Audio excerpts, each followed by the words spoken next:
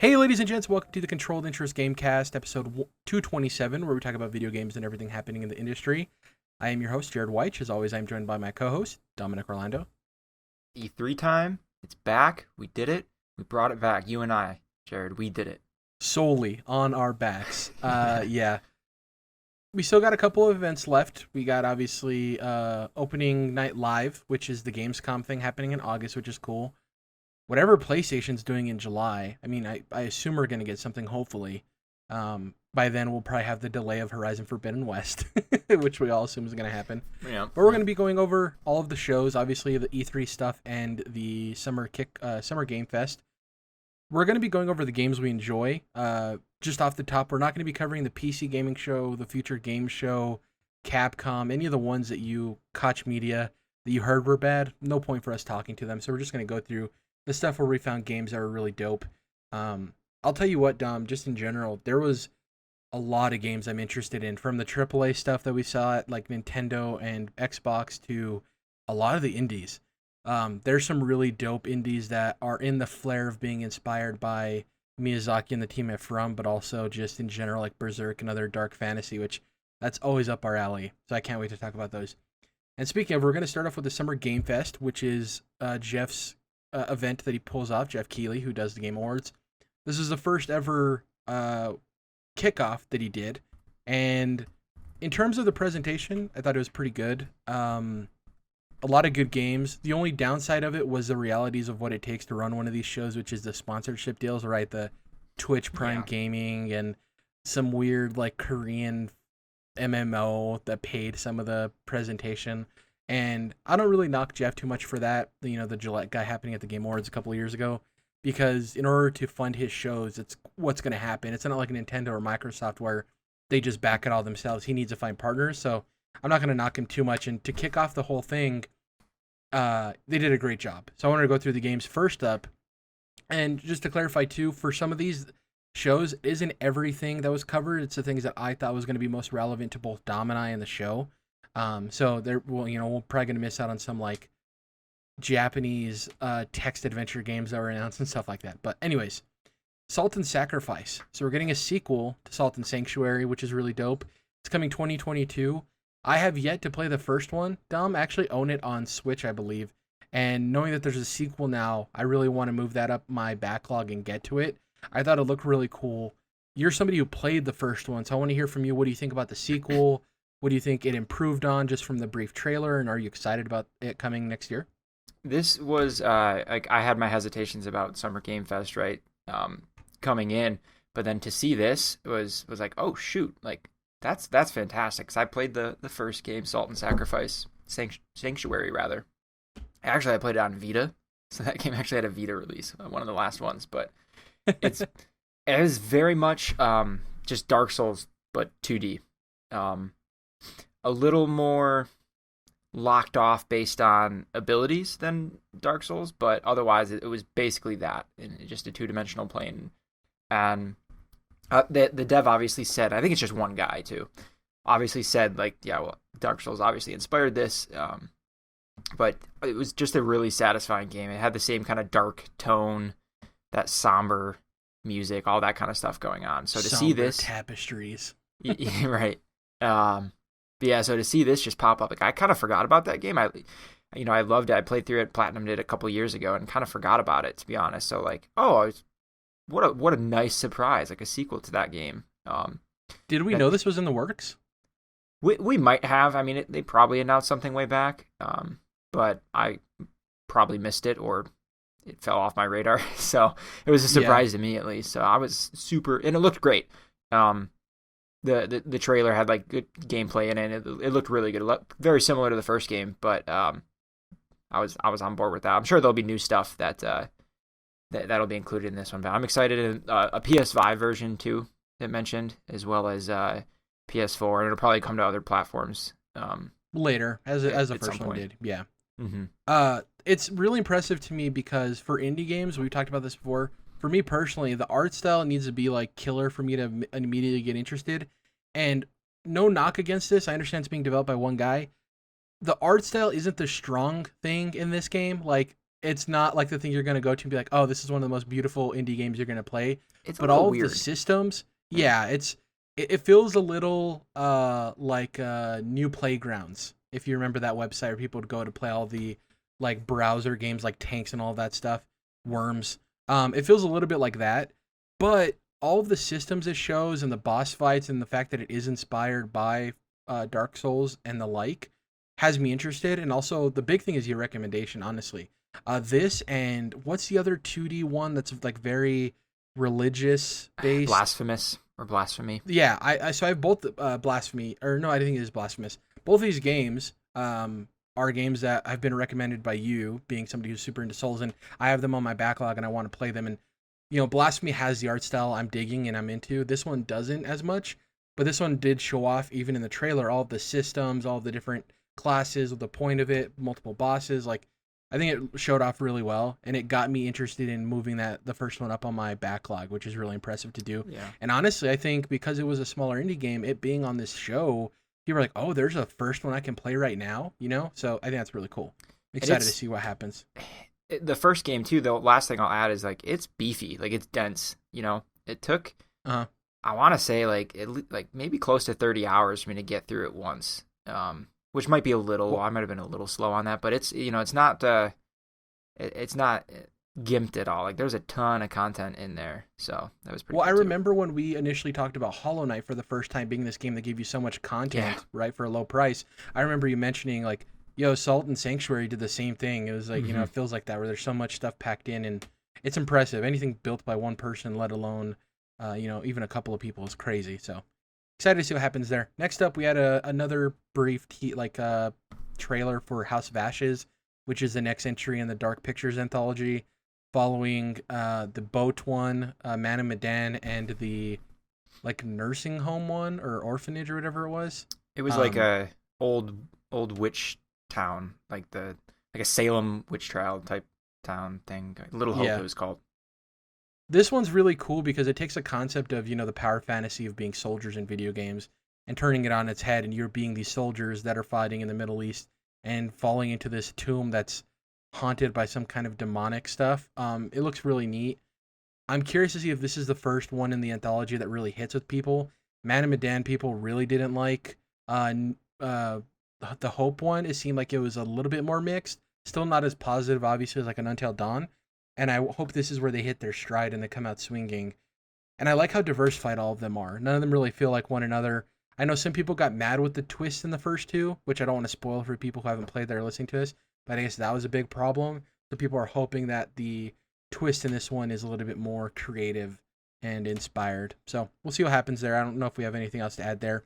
It did get a release date though. It's coming out October 22nd, right in time for Halloween. Really good. Wow, with the date there.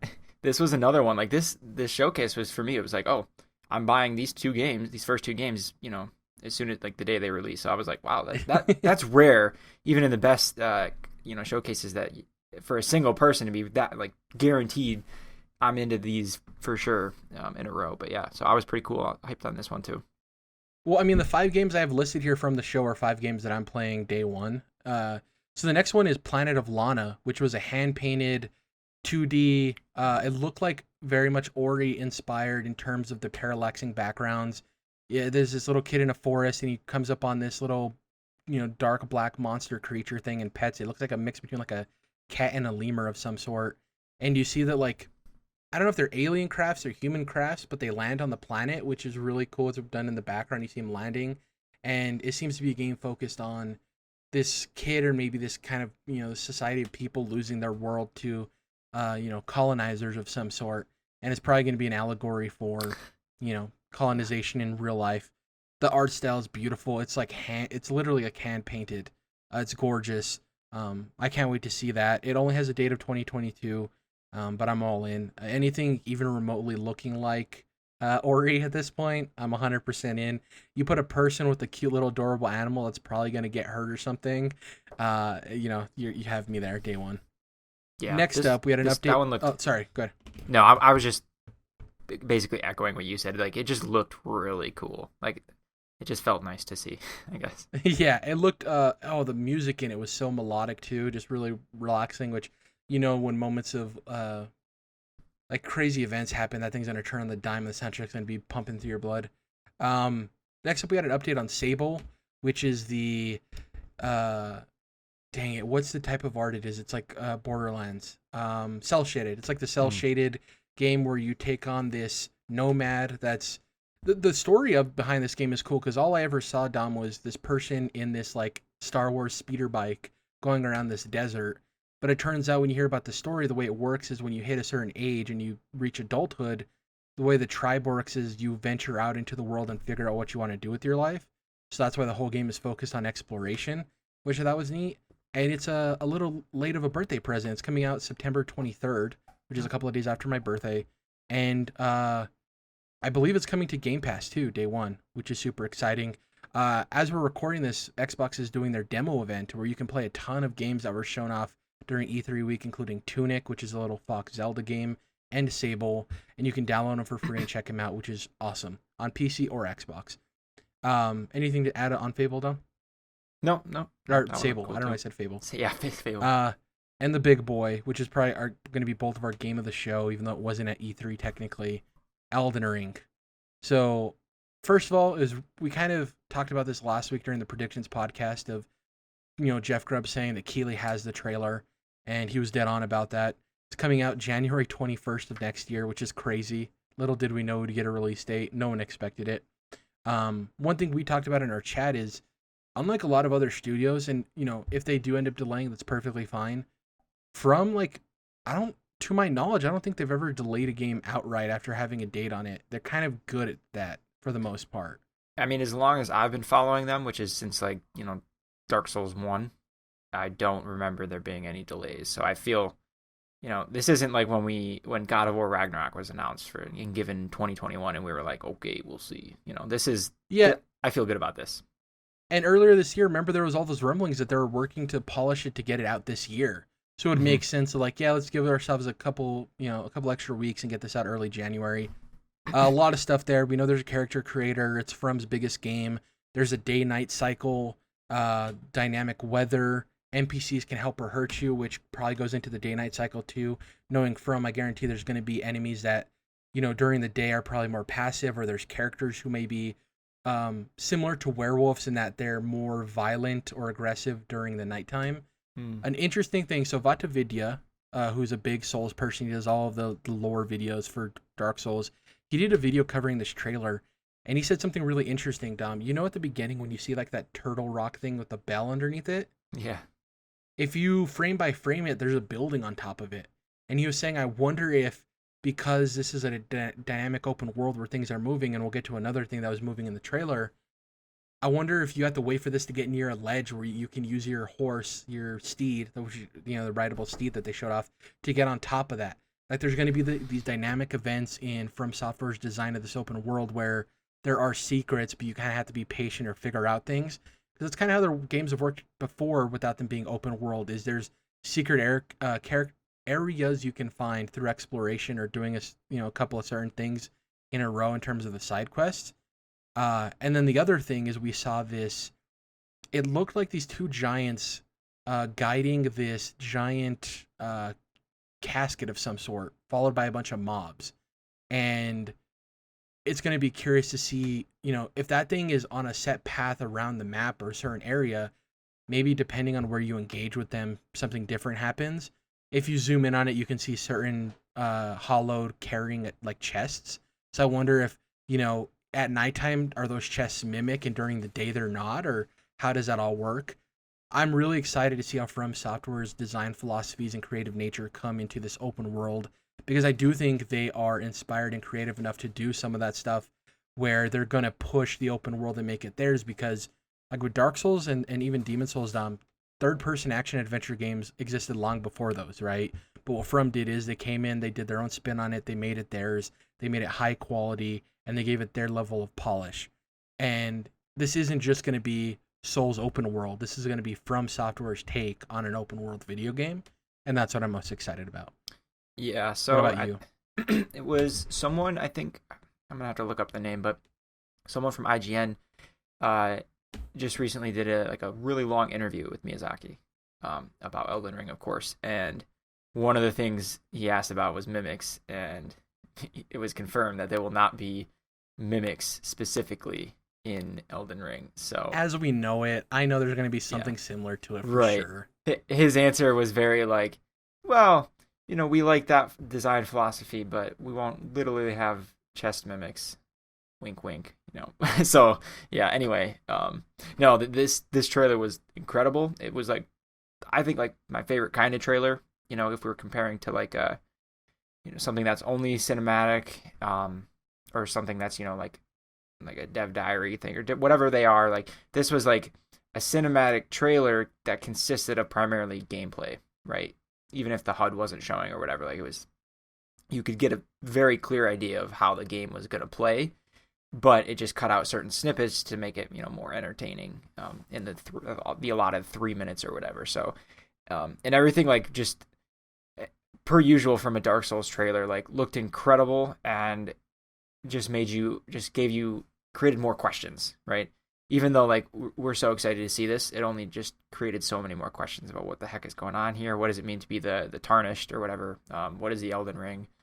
All that kind of stuff. Which in that interview I mentioned, Miyazaki goes into a lot more of the lore and kind of frames the story a bit better than what the trailer did. So I'll have to send you the link, but a lot of it was literally from George R.R. Martin. So that's pretty cool, and I'm curious to see how like the story and the world and the lore differs from the previous From games, given Railroad's influence. Yeah, it's the way I had it described was that George R. R. Martin set up the skeleton, and From Software went in and added all of the organs and the meat and all of that stuff. Right? It was like he kind of laid it all out, and then they did the fine details. The cool thing too that Miyazaki said is that when Geoff approached them about being in the show, they said they wanted to be last because they wanted to have people watch through everything and then see Elden Ring. They didn't want to take away from either people tuning out from the show or not giving the other games the respect they deserve, which is a big move on Miyazaki. And the fact that I read some of the interview, I haven't had a chance to check it all out, but the fact that IGN got that interview is surprising because Miyazaki isn't a dude who does a lot of media. And I wonder if part of that's because we hadn't seen Elden Ring for a while, and he's like, well, I want to do this because I know people have been wondering about the game. Out of all the bosses we saw, the varied bosses, Dom, which one is your favorite? Because for me, it was the werewolf Artorias. Like the werewolf dude on top of that thing howling, and he had a very similar design to Artorias.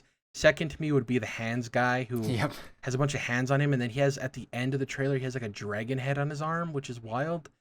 A lot of really cool bosses. Which one was your favorite or stood out? I like I was gonna say the hands guy too, because that was just, I love when they do weird shit like that I could never have thought of that as a concept. They always seem to be able to do that. Best character design in gaming, hands down. In my opinion. and monster design, and like it's just, I could never have thought of that. And so then when you see it, you're like, that's wildly terrifying and also wildly creative. And what's his story? How did this come? You know what I mean? How did this come to be like that? It's just, they're so good at that kind of stuff. So that guy in particular stood out to me. So yeah. Well, and the cool thing with this is this might be one of the first times where we generally have different experiences in a Souls game because it's open world, and they did talk about you being able to tackle certain sections, right? So we're going to come back and talk to each other and not necessarily spoil stuff, be like, well, I went this direction and I went to this castle or I went this place.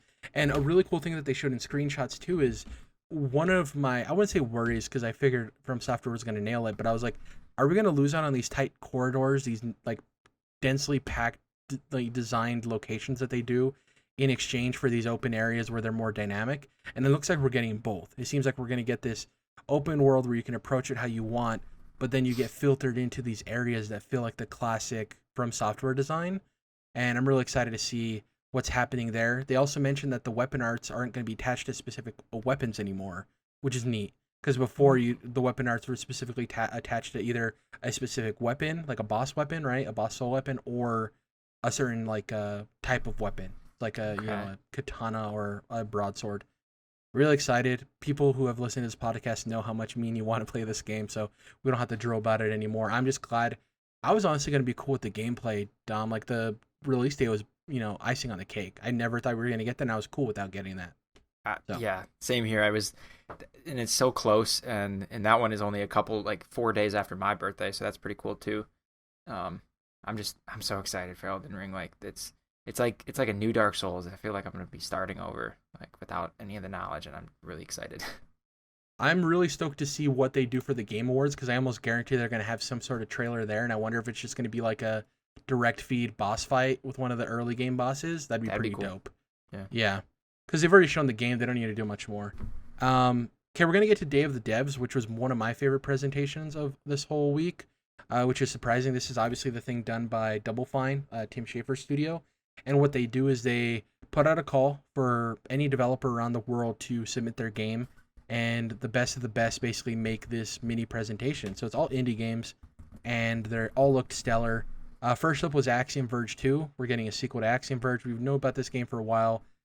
Seems like the big thing here is the design philosophy of you not needing to fight bosses. I guess that was a wall that people met in the first Axiom Verge where they could just run into a boss that kicked their teeth in and they didn't want to progress. Now the game's focused less on that and more on exploration, so you can skip bosses and come back to them later. I'm assuming it's going to be tied up to progression somehow. Maybe it's like a Zelda-style Dom where you can decide how and when you want to fight these bosses, and there's a specific number of goals you have to meet, but you don't have to kill everything you see or anything like that. That's coming soon. No set release date there. Next up, we had Toem, which is this black and white photo game. It looks like it's isometric. Looked really cute. No date on that. Next up, we had Phantom Abyss, which is the Indiana Jones runner.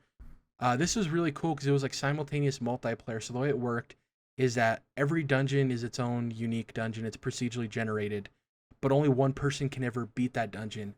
But there's death runs. So like say you play the level first time, you randomly get it, right? And you run through and you get 3/4 of the way through the thing and you die. When I jump in, I'll see your ghost. So I'll be able to follow. It's kind of like the blood spills in Dark Souls where I can see how somebody died. And once somebody beats that tomb, you're the person who beat it and it's gone. No one else could ever beat that level. But because you get to see how other people died, it's kind of like, oh man, am I just going to be a guide for somebody else or am I actually going to beat it? I think that's a really cool concept. And if they're able to track that stuff where you can have like a leaderboard showing like what tombs you beat, I think that'd be really cool. Just an interesting idea. I don't know if I'd play it when it comes out, but I just thought the cleverness of the overall simultaneous multiplayer was dope. Next up is Garden Story. This is a pixel RPG, pretty much starring Fruit. The main character of the game is this little grape guy. Looked really cute, very similar to Stardew Valley or Moonlighter. It's coming summer 2021, so I can't wait to get a date on that. I hope that's a day one Game Pass. Really interested in me. I love adorable stuff like that, and if it's anything like Stardew Valley, just another chill game, to vibe to, which is awesome. One of the surprises, a musical story. Did you see this one, Dom? No. So a musical story is a game following this black musician, and it starts off as like, oh, okay, it's like a rhythm game, or you're with this band, and you have to go to this Seattle Music Festival, I think it is, or Portland, and it's like, okay, you're doing a rhythm game to try to win this festival, right? It's like, oh, it's one of those, and then it's a hard cut to you're also dealing with this guy's addiction to drugs, and he's like zonked out on the couch, and yeah, so it's like combating his aspirations of becoming a musician and his personal demons. It looks really good. It gives me a lot of, not the gameplay, but the vibe of and the emotional storytelling of, dang it, what's the house game where you're first person and everyone thinks it's a horror game, but it's about her coming out as a lesbian? Gone Home. Yes, Gone Home. Very much Gone Home vibes in terms of the emotional output there, and I think by the end of it, people are going to be sobbing about what happens to this character. Really cool art style too. Next up, Vocabulantis. This is a stop motion film like game, which they showed cool. how they're making this game, and they're not cutting any corners. They're doing, old school stop motion animation. They're even making all of the sets and putting them in through, scanning them and putting them in through photogrammetry. This looks wild. This game's probably a ways off, but I'm so in once it comes out. Yeah. It's unlike any game I've ever seen.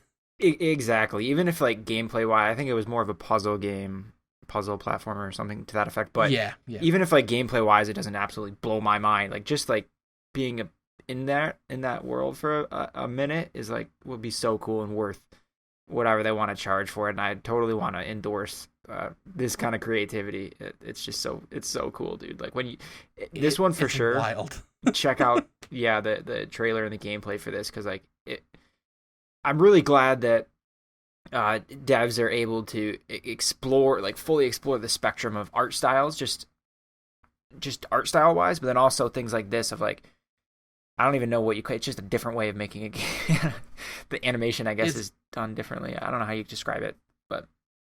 And the developer is so passionate about it, and that came through. Like, he wants to make this, he's wanted to make this, and to your point, I want to support this type of creativity. Right. So it's day one for me, regardless. Next up, we had Road 96, which is a decision-based road trip game where, you get picked up by certain individuals, and depending on the choices you make in dialogue, the whole adventure changes. I think they said there's like thousands of different endings and stories based on what you choose. The one we saw for this presentation was this guy who was really into dinosaurs, and when he said you weren't into dinosaurs, he kind of got mad about that, and it ended up leading to you like getting kicked off the road and him having you find money in this like abandoned van. It looks wild. I like that because it's just one of those things we talk about where me and you playing the same game and having a different experience and being like, oh, did this happen? No, I chose this instead. Really cool stuff. I think it's a unique idea, and we'll see how it all comes together. No date on that from what I remember. Next up, we have The Wandering Village, which is an RTS on the back of a living creature. Another really dope idea. So you're building the city, farming it, tending to it, building up these buildings, and it's on the back of this giant walking turtle creature. And the cool thing with it is you can, if you build like this horn close enough to the head of the creature, you command it, so you can ask it to stop or run or keep moving. And part of the upkeep is making sure that, the beast doesn't get infected by a rot of some sort. And because it's a beast, it's very much Last Guardian, where it doesn't always listen to you. It's a really neat idea. It's like a Tamagotchi mixed with Civilization. You know what I mean? It's like a really cool where you're taking care of this creature, but also the city builder. Once again, I just think it's a really dope, unique combination of genres. I wonder too. I'm looking at just a screenshot of it. I didn't see the footage of it, but I wonder too if this is going to be an allegory for how we treat the planet or something like that. I just yeah. Man, I'm all for giant turtles or reptilians with like, it looks cool, land masses on their back. It just always looks dope. And that's it's going to be coming out in early access at the end of the year. I'd love if that hit Xbox early access or even Steam early access. That'd be dope. Next up, Unbeatable, which is an anime art and rhythm game. They described the art style of this game as bootleg anime, and I was immediately intrigued. I was like, what the heck? It looks really cool. If you're into any 90s to early 2000s anime, it has that vibe mixed with obviously a rhythm game. Not too much to say there. Next up, this is one of my other games of the show, Death's Door. Oh man. This is from the development team that brought you Titan Souls. It's coming July 20th, which is way sooner than I anticipated. Yeah. Funny enough, so it was actually summer 2021 at the Day of the Devs. And I think it was at a later showcase where they gave the date of July 20th. Can't wait. The cool narrative detail we got is that it's a world where nothing dies anymore. So the crows are sent out to kill things. And it's kind of, crows, murder of crows. They, hover around dead creatures. So it kind of fits. Awesome gameplay, really cool boss fights. This is the thing we talk about with like Inside, right? And being... There was Limbo, then there was Inside, and we're wondering what that next game is from Playdead, the evolution of the indie studio. Titan Souls was a really neat concept, and it was really fun. This is them with a budget now, being like, this is the game we want to make, and I'm all for it. What did you think of Death's Door? No, we saw this once before. I can't remember what it was at. The Xbox Indie Showcase, the ID at Xbox Showcase, I think, that happened early in the year, yeah. Okay, yeah, because it looks so cool. I only played Titan Souls... maybe a couple hours, and like, this is really difficult, but it's kind of cool. But this, it's like you said, this feels like not just an evolution of that, but like a whole, it's like that, but just expanded, exponentially. And the art style, everything about it looks really cool. I'm really into it, and it's cool that it's pretty much already here, so that's pretty sweet. Yeah, and I don't know if this one's Game Pass day one. I can't remember. It might be. I know it's Xbox exclusive, right? I think it's launching as an Xbox exclusive. Yeah, I don't know. So I got a list here, and it doesn't even mention platform for this one for some reason. Yeah, I think it's coming first to Xbox, but I could be wrong about that. Not sure about Game Pass. Next up, this one popped up at a bunch of shows, but really caught me. Behind the Frame. So this is another painterly game. It's very anime inspired, where you're this female painter who's basically spying on her neighbor across the road. This old man who's also an artist, and you could just tell this game's gonna be sad because she's observing this man. She's wondering if he's lonely. He has like a very fat cat that he takes care of. And I think this game is going to end with you finding out that this guy like dies or something, or that his wife passed away, and it just looks really cool. The art, it's like a point and click adventure style type game, but with a very unique art style. It mixes. Feels very Studio Ghibli to me in that way. Um, it looks really cool. Once again, it seems like a game I've never played before, and that has a. I don't think that has a date on it. It appeared at a bunch of shows. It looked really cool. Next up, this is one that caught my eye at the idea at Xbox earlier this year, Dom, Moonglow Bay. This is it's a town where everybody's supposed to fish, but everybody's scared of fishing. And it looks like 3D, Minecraft is 3D, but it looks like pixelated Minecraft. And, it's all about fishing. And they show the systems where whenever you catch fish, you can sell them at your local store. There's like a deeper, darker thing going on. It's very Bug Snacks in that way. Of you need to uncover why this town is afraid of the fish. Seems like your dad passes away. Once again, another sad time. But fishing is one of my favorite things to do in games. I love it in Animal Crossing. Obviously, it depends on how it's implemented. Some games it's just there to be there, and it's like no frill, no fun. But this looks like it's taking the fishing concept, twisting it on its head, and giving us something that's gonna make me cry by the time I roll credits. So we'll see what happens there. Next up, I don't know if you're interested in this as much as I am, Dom. Loot River. So Loot River, they described this game as Diablo meets Tetris, and I was like, what the heck? So it's a dungeon crawler. You play as this plague doctor looking character. It has a dash mechanic, it has a parry mechanic, but it's all about the traversal in this world. So there's these wooden platforms that are on this beautiful, gorgeous rendered water, and you move them around like Tetris pieces. They fit into each other, and there's enemies that will lock you in place where you can't move the platforms. There's some enemies that can swim in the water. But the way they showed off the gameplay demo is there's this chest, and what you do is you kind of kite these enemies around, move them on these platforms, and get back to the chest without them being able to, get to you. There's another one where this guy charges an attack, and then he moves the platform near an enemy so he can attack him with a fully charged attack. The combo of that and the movement in the game makes it so unique, and I think it's a really creative idea. And to our point with, Salt and Sacrifice or even Death's Door, it has that Souls vibe I'm all about. So I'm really excited to play this one as well. Really cool stuff. This was cool. I'm wondering. I'm like worried it's just a little too much. I'm like the worst multitasker, and so trying to like manage placement of the panels or whatever with the I don't know. It like looks cool as hell, but I might be bad at this. But it's got my attention for sure. It could also be one of those things where we're seeing the hot, like the mid game, right? Where it's like there's a lot of action going on. You built up to that, yeah. Exactly. It looks really cool though, and I'm excited to try it out. Not a game I'm necessarily gonna play, but wildly creative is Despolote, which is I think it was either a Panamanian or a Cuban indie developer, and it's this very artistic soccer exploration game. The style could be described as like a lot of film noise, if you're familiar with that, where it's like the grainy stuff. It's really interesting. It seems like a narrative-focused game. It's focused on, I forgot the country, I think it's Panama, but it's about being a little kid during the 90s when the country was trying to make the World Cup.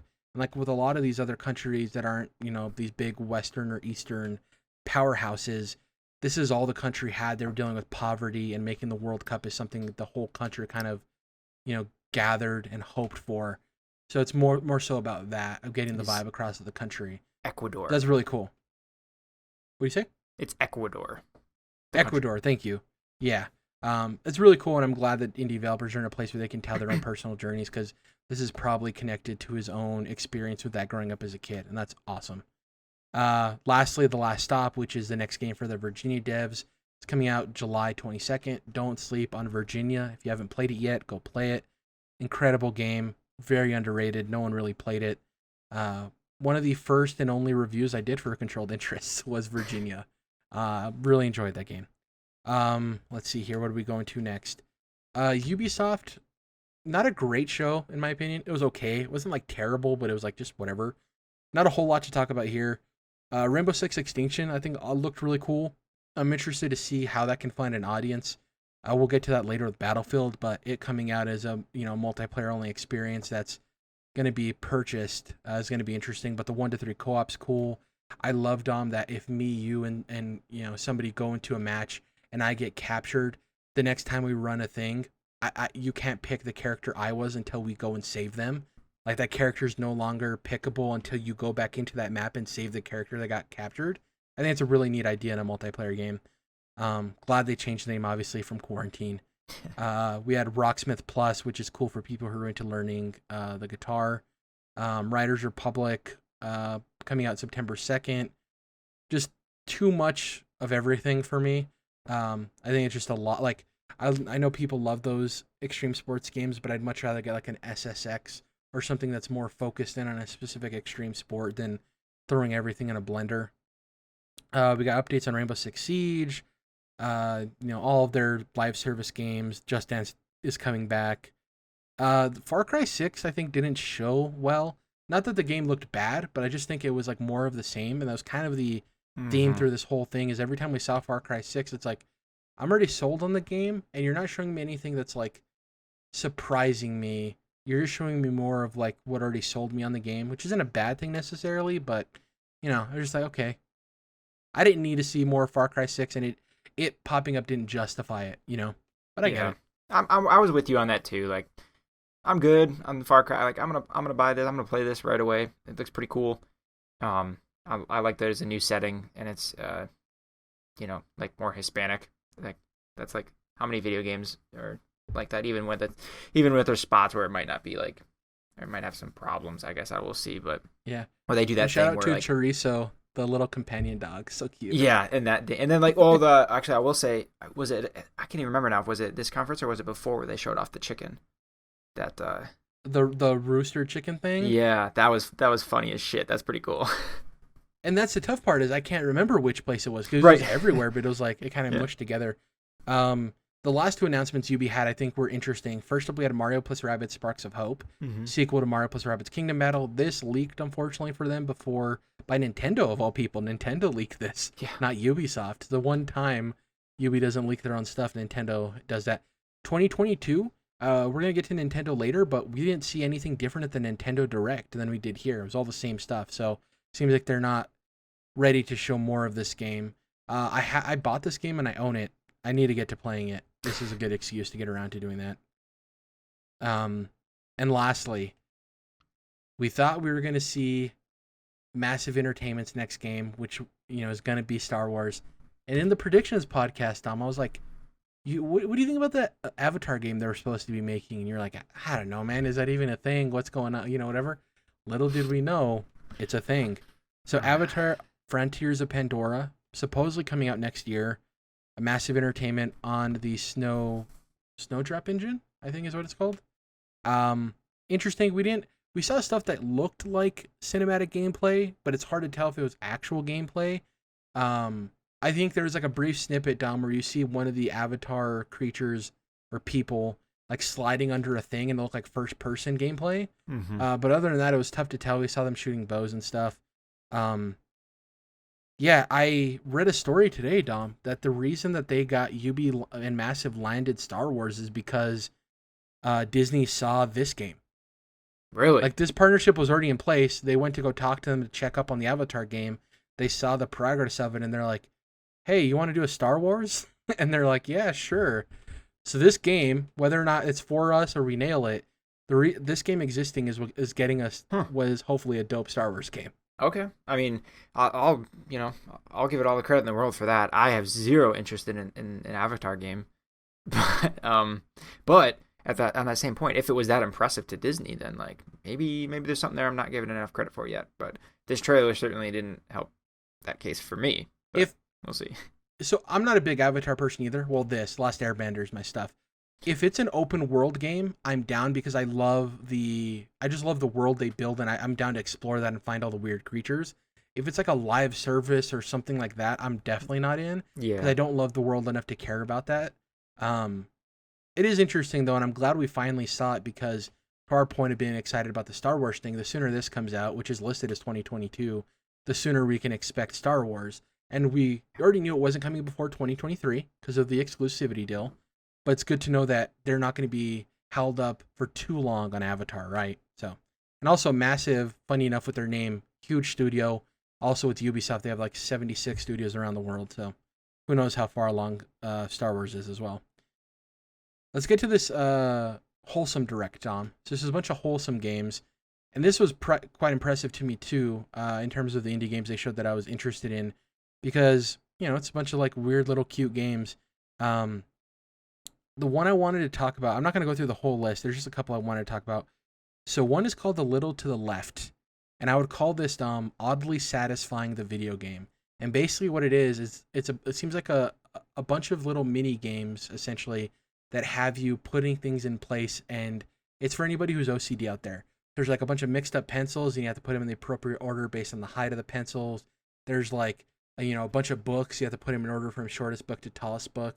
It's just a bunch of those little things that when you complete them, they're oddly satisfying, which is a neat little idea for an indie game. And I hope this hits Game Pass because I want to check this out. And I love getting those little, spurts of OCD goodness when you line something up perfectly, or, there's a Reddit for it, oddly satisfying for a reason. Next up, we got the release date for Lake, which is the postal delivery narrative game where you're this woman in the Pacific Northwest delivering letters to people. That's probably how you're going to engage and form connections with these people. Coming out September 1st of this year, day one Game Pass. Excited for that, getting a date. Next up, we had Yokai Inn, which is basically Stardew Valley in Japan. No date on that, but beautiful pixel art. Stoked for that. What's another one I have here? Oh, We Are OFK. So this is an anime narrative game, but it has a like if you've ever seen lo-fi beats to study to, that's the aesthetic of this video game. Okay. And I'm not going to go into these too much. People listening, if the title or the description, the quick description I give is interesting, definitely check it out. And yeah, we got another look at Bear and Breakfast too, which is an indie game that's kind of been on the rise the last couple of years. Wholesome direct overall, though. I think it had a good pace, a lot of fun games. Not all of the games were for me. I love the theme of cats across the board. Almost every trailer had a cat of some sort in it, which is adorable. I'm looking over Guerrilla Collective real quick to see if it's worth going over. We talked about Loot River. Let's see here. Fire Girl looked really good. It's like a firefighter Octopath, so it's like that 2D, 3D style. That kind of took over on Twitter when that showed up. Everyone was talking about it. Let's see, anything else? Wolfstride. Wolfstride was this black and white Gundam game. Looked really dope. Anything with Gundam piques my interest. I don't know if I'm sold on the gameplay on that yet. It looked a little funky, but you give me a Gundam in a black and white aesthetic, and I'll at least watch your trailer. That's it for some of the smaller shows. We're going to be covering Xbox, Square Enix, and Nintendo. And Xbox is a doozy. In my opinion, clear and far away the best show in terms of both presentation, pacing, and content. I couldn't believe it. It was great. We've talked about it before, Dom. Like, Xbox's shows in the past have been really good, and this is kind of like them hitting on all cylinders. And it's crazy to think that next year's show might even be better with all the stuff we've heard from Geoff Grubb and the like in terms of what we can expect. Before I get into the list of games, is there anything you want to comment on in terms of the presentation overall? No, this is like prototype, everything you can realistically want from like an E3 show. This was it. And obviously they have the portfolio now. Like adding Bethesda just makes the biggest difference in the world. Because they already did great shows, Xbox did. And now it's like you add the whole suite of Bethesda. And if you think about what they started the show with and then what they ended the show with, Bethesda games, like big Bethesda games. So like that's a huge get, obviously. But they also they know how to like pace things in a really good way. And yeah. And it's always a tough thing to balance because not everything is for everyone. even within a single show, but they have a way, this one especially, it just felt like it was just everything was relevant to me, even compared to the Nintendo show we'll get to, but like a lot of good stuff in that, but for some reason like the pacing in that just like was pissing me off or something. I don't know what it was, but Xbox just felt right. Like it felt like a good stream of the right size of games. I adored it, so it was pretty cool. So yeah, the way the structure was, it was Todd Howard came out, introduced the show, introduced Starfield. Sarah Bond came out, and then it was a bunch of games, and then it was Joseph Staten for Halo and Bonnie Ross, and then a bunch of games, and then it was Pete Hines saying 10 games are coming to Game Pass, and then a bunch of games, and then Phil didn't show up till the very end, like literally the end of the show. Really good stuff. There's some details I want to cover with Starfield and Redfall, but the first thing I want to talk about is, why wasn't Everwild there? We knew why, Jeff Grubb said, Fable's not going to be there, Avowed's not going to be there. Turns out Everwild got rebooted. Its creative director left last year, so now the game's completely restarting development. And it's now scheduled for 2023 or 2024, which is crazy. Yeah, the person just up and left. But the bright news here for Xbox gamers is the creative director now is the most senior employee at Rare. So this is a guy with the most experience there. It's being headed up by somebody who knows what they're doing. And what I read too is that the reason the first creative director left, Dom, is that most people there were pushing for the game to not have any combat. And that was kind of like a sticking point of the creative director wanting it to have combat in it of some sort. And I kind of get not wanting combat, because all the trailers we saw for it, even though they were more thematic, was very peaceful. It was like these people engaging, patiently with these creatures. So adding combat in there does seem kind of forced with the vision of what it was intended to be. So it makes sense why that happened. But that's why you didn't see Everwild. Let's get to what it was actually shown. Like I said, Todd Howard came out and talked about Starfield. They ended with telling us it was an Xbox exclusive. Kind of got that confirmed, which is good for everybody out there who still somehow didn't think that was a thing. We got some, I would call it cinematic gameplay. I think it's evocative of what we can expect in terms of getting in your ship and stuff, but obviously it wasn't clear gameplay.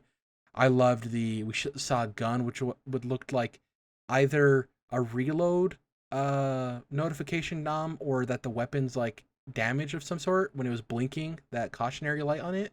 I thought the design of the gun was really cool, and it makes me believe that this game might have a Dead Space thing in terms of your gun will give you feedback just based on it being in the real world in vision and not necessarily you having a HUD element that tells you about it, because on the gun too it showed the ammunition. Or like Halo, I think maybe it was the first to do that, where you could see the ammo remaining on the assault rifle. Maybe it wasn't every gun, but yeah. I would say one of the dopest release date reveals of all time, in my opinion. So cool. Where it's the cockpit and you see the numbers popping up. It's 11, 11, 22. Almost over a year and a half, or less than a year and a half away, which is crazy for a release date. Crazy. I can't believe they're doing it, but it seems like they're confident in it. Here's some more quick details on it, though. More hardcore RPG than previous Bethesda games. Can be played in first and third person. Duh, it's a Bethesda game. Grounded in scientific reality, but still a game. There are lasers in a vacuum. Alien races and planets. And, quote, it's very big, unquote. A lot of stuff we kind of expected. We talked about in the chat on our Discord, Dom, that I kind of, predicted this stuff, but it's not hard to predict. If you know a Bethesda game, for better or worse, you know what they're striving for. I do like that it says more hardcore RPG.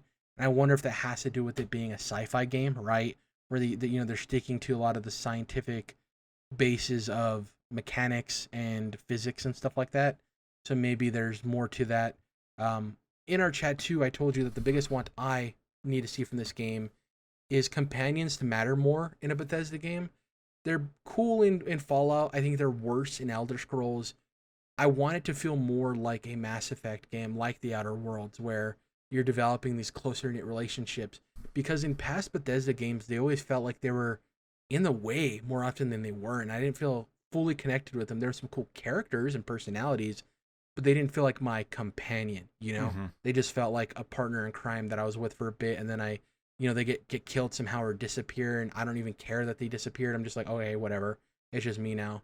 How do you feel about Starfield, and what do you want to see from this when we inevitably get the gameplay deep dive next year for the E3 presentation? Yeah, that's what I'm really looking forward to, is that next E3, right, where we get the, a 20-minute walkthrough or whatever with Todd and stuff. But I'm with you, the bit about it being a more hardcore RPG is what perked my ears up the most. Like, the trailer was really cool. Not really gameplay necessarily, but definitely set a cool tone. But the fact that because my biggest complaints about their last game, well, not their last game, but Fallout 4. Was that from the previous Fallout games, 3 and New Vegas, like, they stripped down a lot of those RPG elements. That was my favorite thing about those games. So to hear that for this one, they're really digging in, and hopefully that means, a diverse skill tree, how you level up impacts what you can and can't do, what quests are going to work, and how you complete certain quests, all that kind of stuff. Maybe there's different factions or, covenants or whatever it is, all that kind of stuff. Like, I want that shit. I'm really ready for this. I think the other cool thing that you pointed out is that this is going to be like a next gen only game, which to me is exciting. It's exclusionary naturally, but gets me excited for like a studio like Bethesda. What can they do just on a next gen machine, just on the Series X, and not having to worry about bringing it to the older platforms too. So like, what can they take us to? So I'm pretty pumped. It's gonna be the first game on the Creation Engine 2, which is their brand new engine. Yes, good point. And the weird thing here of the leapfrog is that Skyrim came out, and then Witcher came out, and it kind of ate its lunch. And we were like, what is Bethesda were the Western RPG kings.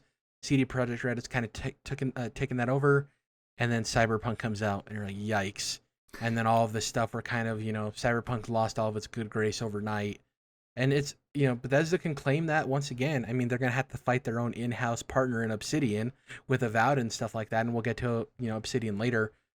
I'm just excited for this. And the data's cooled down because we know we're getting, being Bethesda fans, we know what we're getting from Todd Howard next year.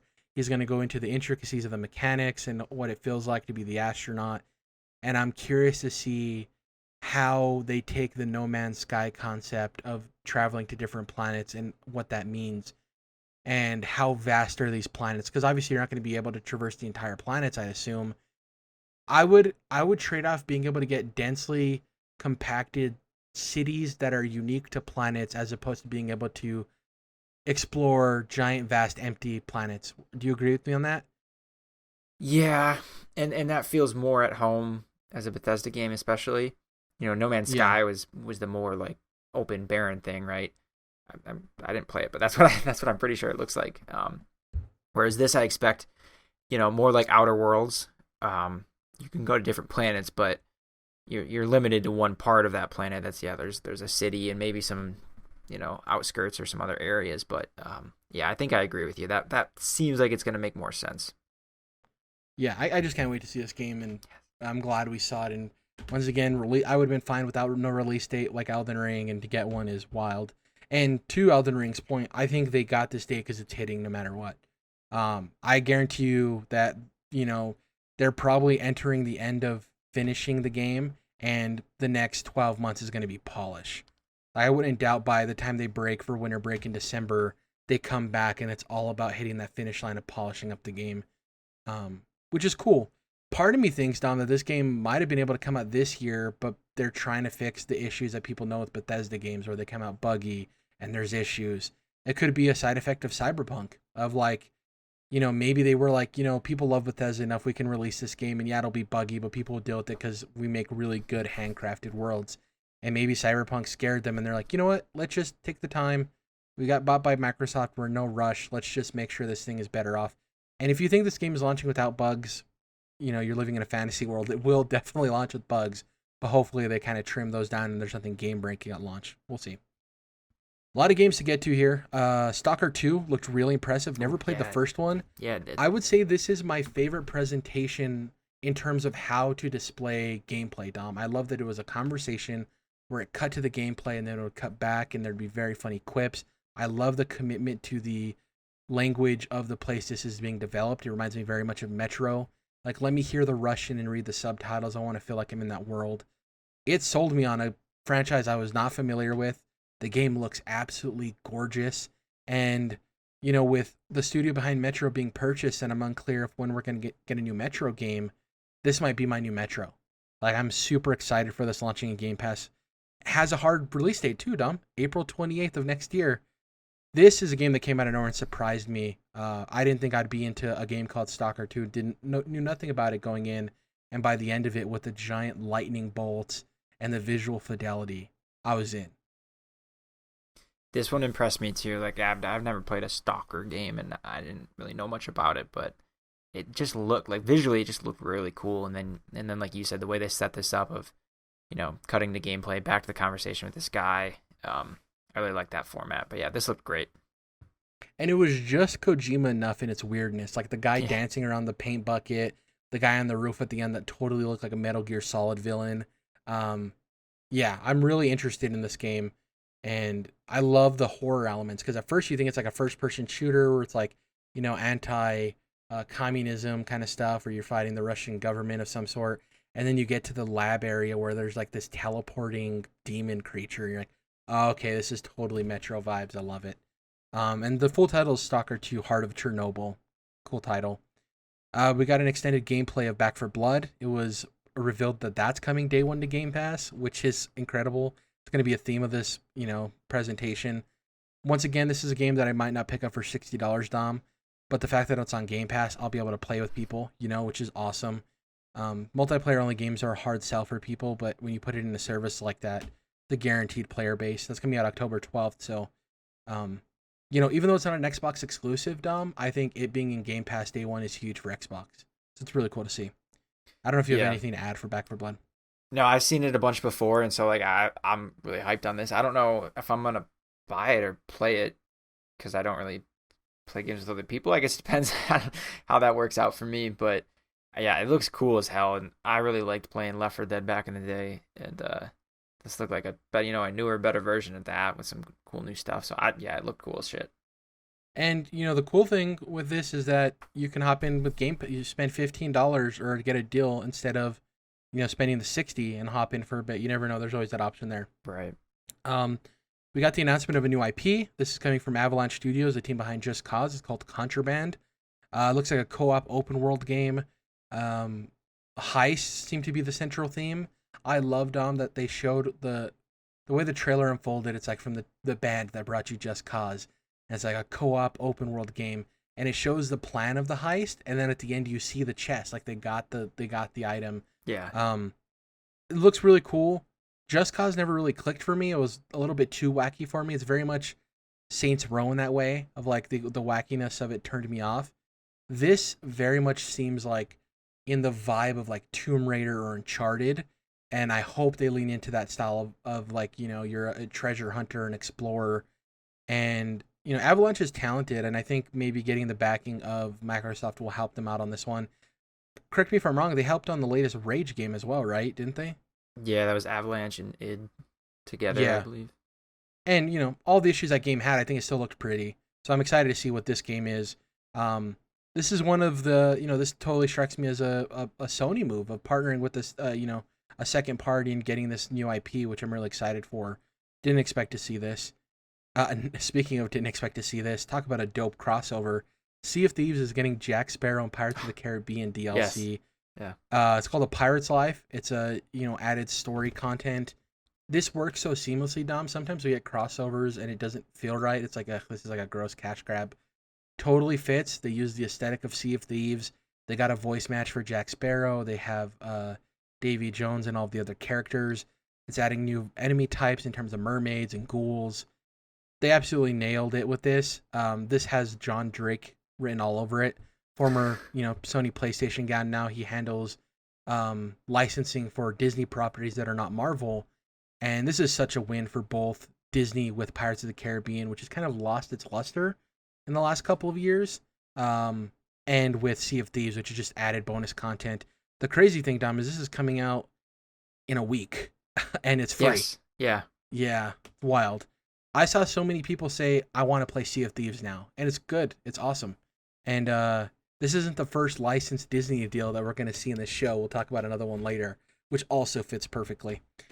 Next up, Yakuza 7 Like a Dragon is coming to Game Pass. Now the entire Yakuza series is on Game Pass, which 2+ years ago, Xbox gamers had never played a Yakuza. So the fact that the entire series from 0 to 7 is available. Obviously, this one is different. It's called Yakuza Like a Dragon, but it's technically 7. Turn-based. It's kind of an entry point for people. The other ones are open world and a little bit too... I mean, this one's also super wacky, but I wonder if the turn-based might be a better entry point for me. I downloaded it immediately because there was a shadow drop in terms of it being available, which is cool.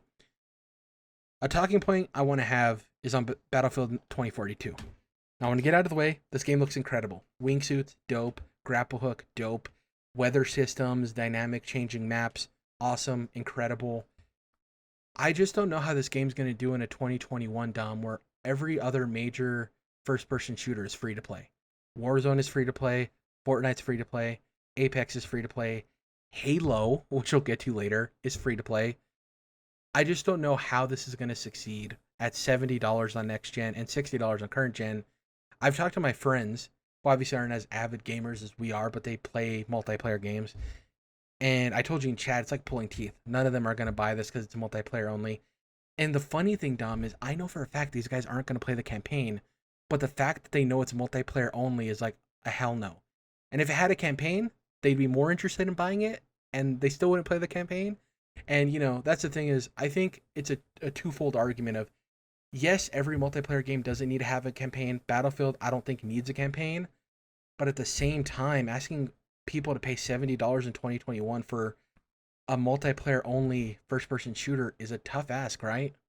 Yeah, and it's almost like they're in a vacuum, and they're not releasing this game with knowledge of the context of every other multiplayer the market game. It's weird because even Call of Duty, they're going to charge $60-$70 but for their mainline games, but you're getting a zombie mode, a campaign, and those campaigns are usually pretty cool and have budget behind them, that kind of thing, and a multiplayer mode or whatever.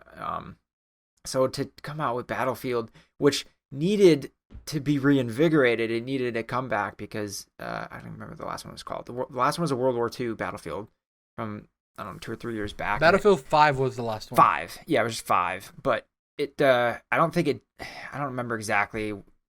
It didn't do well. It had even the Firestorm Battle Royale that was kind of like a afterthought, and the multiplayer in general kind of tanked. People haven't loved Battlefield since Battlefield 4. It was Battlefield 1, right? Spelled out ONE. And then it was Battlefield 5. And both those games haven't hit. So it's tough, man. And the thing about this, Dom, we're still getting a Call of Duty this fall that may be 62 or 70, but that still has a campaign, which is much more higher budget and usually better reviewed than Battlefield, and a multiplayer in addition to a free Battle Royale. That's the problem with Battlefield is if it launched alongside a free Battle Royale, I think you have an in there because people play that and they're like, I want more. I want to unlock guns for this Battle Royale. I want to do something. But not having that and not having a campaign is tough. And I'm buying this day one, Dom, because I love the multiplayer Battlefield. This looks insane. It looks crazy. I'm not everyone. I have expendable income that I can pay on this game. And I also am willing to see it through in terms of a $70 purchase for just multiplayer only.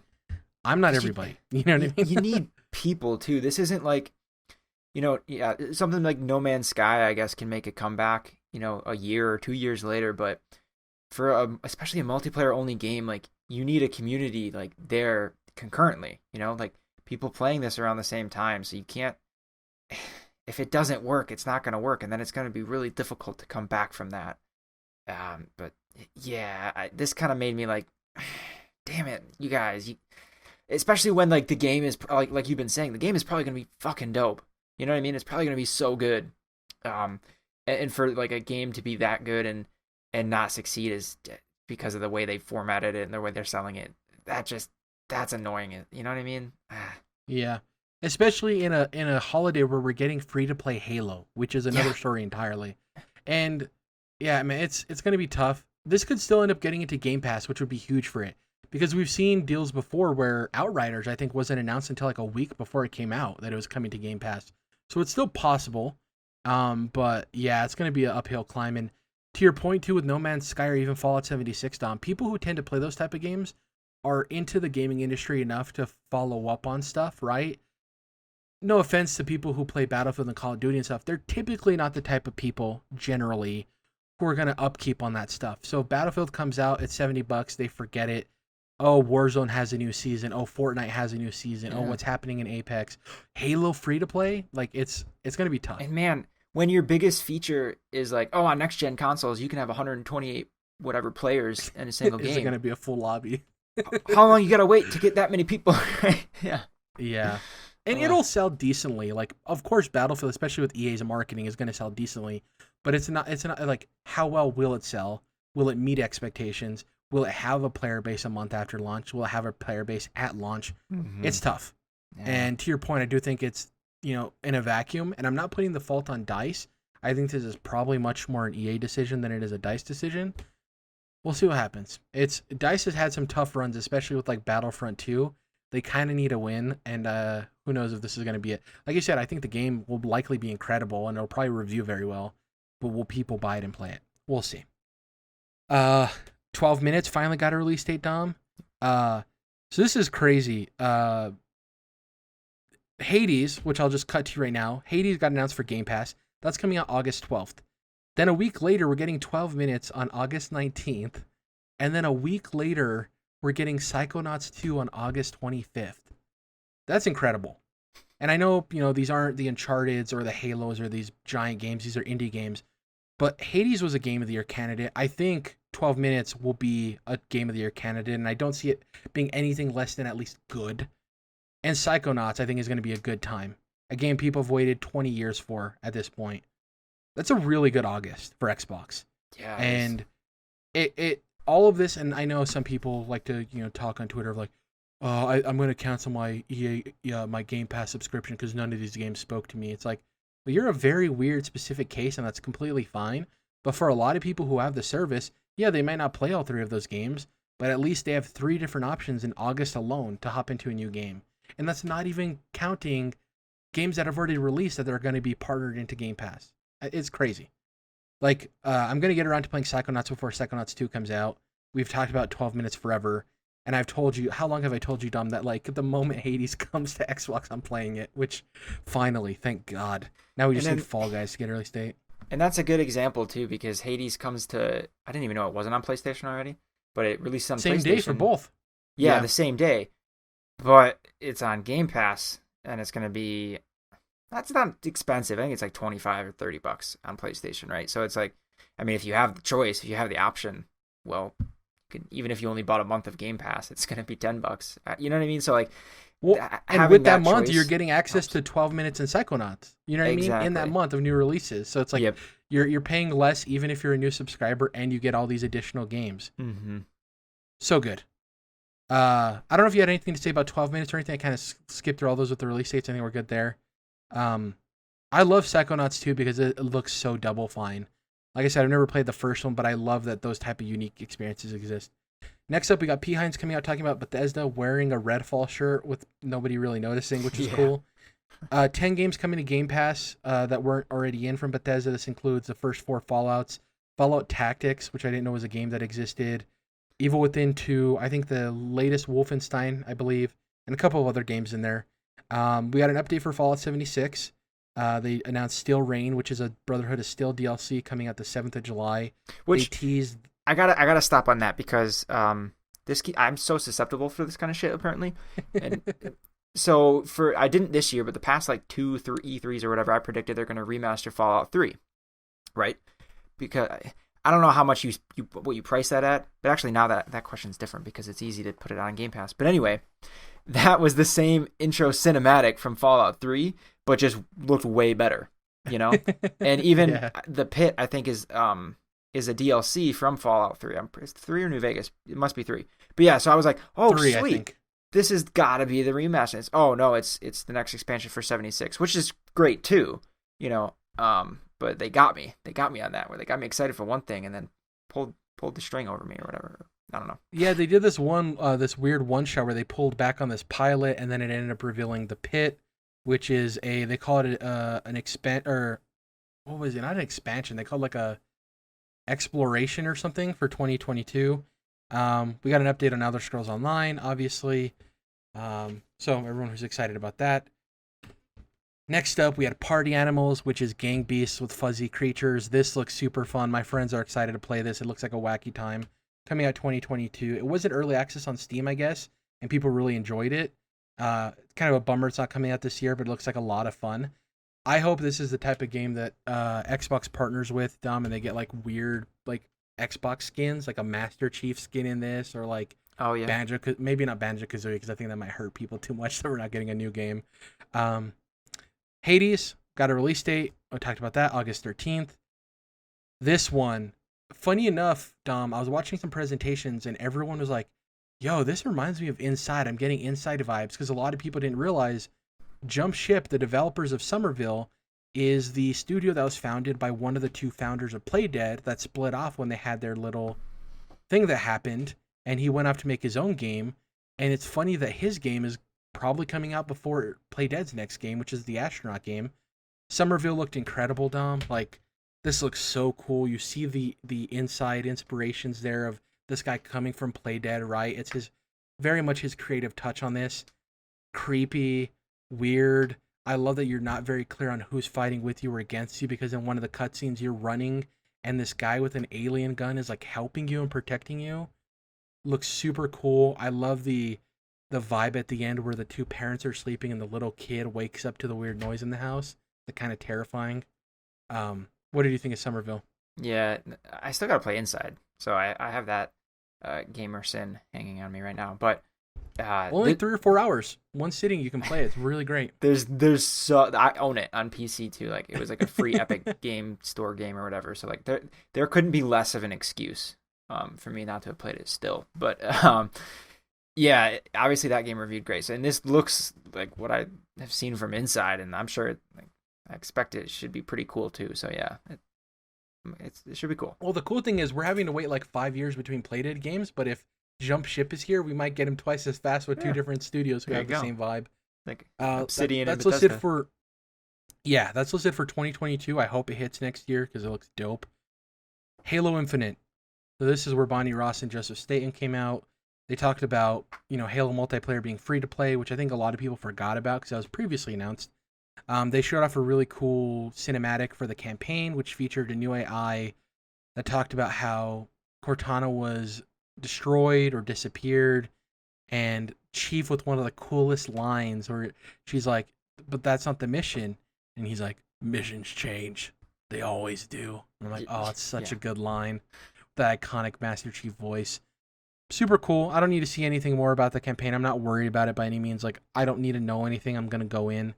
And then they showed off multiplayer, which looked great, and I think it got a lot of people hyped. But what I want to commend, Dom, is the multiplayer overview that came out the following day. Mm-hmm. I don't know if you had a chance to check this out. It was like 12 minutes. I did, actually. Yeah. A lot of good stuff. The thing I wanted to talk about is not only do you customize your Spartan with armor, you get to customize the Spartan inside in terms of picking the body weight. You can get prosthetics. You can customize your vehicles and your guns with cosmetic items.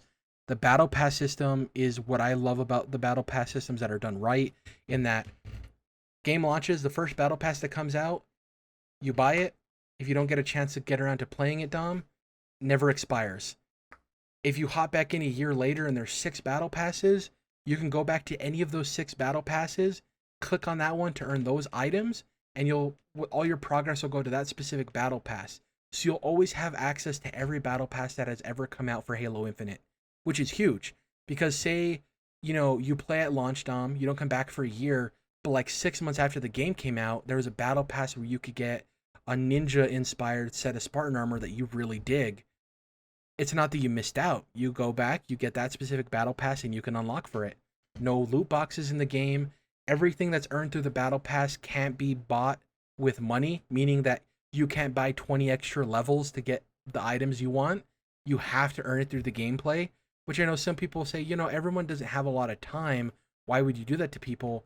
It's because the Battle Passes don't expire, right, Dom? The fact that you can go back and do them at any time, you don't have to worry about making it a choice between time or money. They're always going to be there for people. I think they nailed the presentation of this. They did so well with it. I'm so excited. I want to add real quick before you talk about your impressions of the presentation. People were worried. Why is Halo Infinite not having a release date. What's up with that? I talked to Jez Corden on Twitter.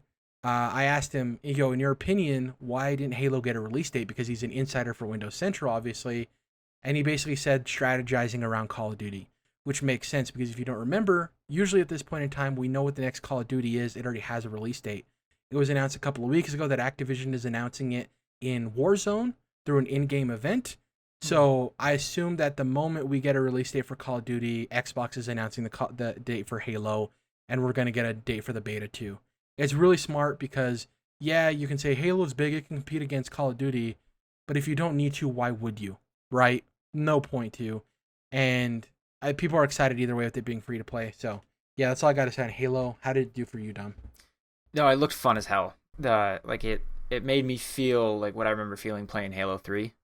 When I was in like middle school or whatever. The one thing I did want to point out though, the grappling hook looked really cool. It makes me think of like Breath of the Wild even, where like you're it's just there's no limits. There's not just prompts or certain things you can connect to. It seemed like you could connect that thing to like anything. Whether it vehicles, weapons, so much stuff. I forget what they call the ships that are the UNSC ships that come through the sky that fly or whatever, but like someone attached on it. Pelican, yeah, attached to one of those and like hijacked it, and I'm picturing like all the wild stuff people are gonna do with that and Forge and stuff. So I think it looked really great. Yeah, the date stuff, I was like, I would never. I mean, it could be no reason at all. Like they're just gonna save it for a different news bit, in a couple weeks or something, whatever they want. I don't think it's still coming out this year. At least the multiplayer, one or the other, kind of a deal, whatever it is. Yeah, it looks so incredible, and they did a good job at representing why the grapple hook is more than a traversal thing. Where like you can pick up your weapons, you can pick up like the little fuel canisters to throw at vehicles. One thing we didn't touch on, the Warthogs, they changed the way the animation destruction works for Warthogs, so you can like shoot off tires or shoot off the hood of the Warthog, and it keeps going. Once it starts on fire, it's very similar to a Call of Duty vehicle in that you have a set amount of time before it blows up, so you can either get off or try to finish that last kill. There's a new form of Warthog called the Razorback, which on the back you can attach either weapons or turrets to, and they mention it in both multiplayer and campaign. And if you're playing the campaign solo, it'd be really cool to attach some UNSC guns on the back, so when you run out, you don't have to switch to the Covenant weapons that, a lot of people prefer the UNC weapons of the battle rifle or the assault rifle. Really cool stuff there, and yeah, I'm excited for this game. It feels they did the appropriate blend of nostalgia plus modernization. Yeah, and I like that the grapple hook feels like it fits into the world of Halo, and they're not doing an addition of a mechanic just to say they have a new thing. I think it fits really well into the world, and I wonder if you can cancel the grapple, because what we saw, Dom, is they grab the fuel canister and they pull it to them, right, and then they throw it at somebody. Imagine if you're being chased by somebody in a vehicle. You grab the canister, you pull it, but you let go so it flies over your head and hits the vehicle behind you. Oh, that's the type of stuff I want to see on social media, of some crazy stuff in the theater.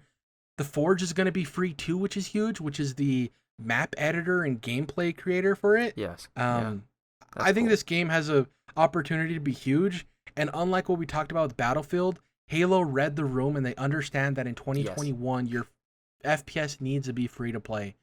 And that's the crazy thing, Dom, is I think this game could get away with not being free to play, and people would be okay with it being $60 or $70. But committing to it being free to play, and not even for Game Pass, period. Anybody can hop in. They understand that in order to win the younger market with Halo, they need to be free to play, right? And I wouldn't doubt, Dom, if they have a marketing deal with Fortnite, that closer to when Halo releases, that Halo skin is back in the Fortnite shop for people to go and buy. And people are like, oh, kids are like, hey, Master Chief, what is this? Oh, yeah, Halo came out this week. It's free to play. You want to check it out? And that's you get them going. So, really excited for Halo. I think it has a promising future. And here's the thing, Dom. Like, do I want the campaign to be incredible? And do I hope it is? Yes. If the campaign comes out and is lackluster and doesn't hit and is kind of 343 doing what they did with 4 and 5, unfortunately, as much of a bummer as that would be, I think Halo multiplayer being free to play and the stuff they're implementing can still have Halo with a great future. And that's wild, because if you told me years ago that Halo would come out and even if the campaign was bad, the multiplayer could carry it for years, I'd be like, well, yeah, Halo multiplayer is good, but how good could it be and how well could it carry the franchise? Because a strong part of Halo is the campaign. So I think that's pretty impressive, and yeah, I hope the campaign's good, but in this place, I don't think it needs to be, which is a good place for Halo to be, because if it is great, that's just icing on the cake for them, which is awesome. They haven't set a price for the campaign either. Obviously, it's going to be in Game Pass, but for those purchasing the campaign, no confirmation if it's $60. I wonder if it isn't going to be $60. That's a good point because, yeah, it's only the campaign. So they would have charged $60 for campaign and multiplayer, but I hadn't even thought of that. You're right. It might be, if it's standalone, it's kind of weird to think that at retail you're going to see Halo Infinite campaign on a box. I don't even know. Or did you say Halo Infinite? Well, I guarantee you it'll say, like, comes with the multiplayer some shit or another. You know what I mean? Yeah. Yeah, really cool stuff there. And, by the way, the Samurai Spartan armor for the first season looks dope. Looks so sick. The clip, Dom, of him throwing the plasma grenade, it hitting the sword in the air, him catching it midair. Chef's kiss. Good. So good. Let's run through a lot of this stuff here. We're running along. I want a lot of Xbox stuff. A lot of stuff to talk about. We got Diablo 2 Resurrection dated for September 23rd. Plague Tale Requiem got announced, the sequel to Plague Tale Innocence. Plague Tale Innocence is on Game Pass, Dom. I want to get to it. A narrative game everyone loved from Asobo Studio. That's dated for 2022, which is a talking point we'll probably lean into in future podcasts of the amount of games that are dated for 2022, which seems like the fortunate side effect of COVID, of all of these games getting pushed from 2021. 2022 seems stacked. Far Cry 6, we've talked about it. I wrote down Attack Rooster, Dom, so I think this is where we saw that. Okay. I wrote down Attack Rooster. This was a huge announcement for me. I know it wasn't a big pop for everyone. Slime Rancher 2. Mm-hmm. The first game is really awesome, really fun. It definitely Pokemon vibes. You know, people who are interested in plushies and stuff, they have all of the plushies for all of the slimes in an online retail store. They get it, Dom. Like, they released this game, they're like, we have cute characters. People are gonna, like, I wouldn't doubt if this game has made as much money off of its merch store as it did its sales of its game. Because they're so adorable and they just get it. Slime Rancher 2 looks cool. I'm interested to see what they add in terms of gameplay mechanics. Launching 2022. It's going to be a launch exclusive on Xbox. Shredders. This seems like a $30 to $40 snowboarding game that most people would bypass. The fact that it's on Game Pass, Dom, I think is awesome. I'm going to check it out simply because it's on Game Pass, because I feel like playing a snowboarding game. Would never play this if it wasn't on Game Pass, ever. But the fact that I could just download it and check it out. As Snowbike Mike from Kind of Funny would say, I'm going to shred the gnar a little bit. Shred the gnar. And get in there. They're really good graphically. Like, it looked, and like the physics, the way the snow moved, like, it looked incredible. And I don't know, nothing going for me for snowboarding, but pretty sure this one is like a Series X only one too. So I guess that makes sense. So that's cool. I want to put together a punk pop playlist, Dom.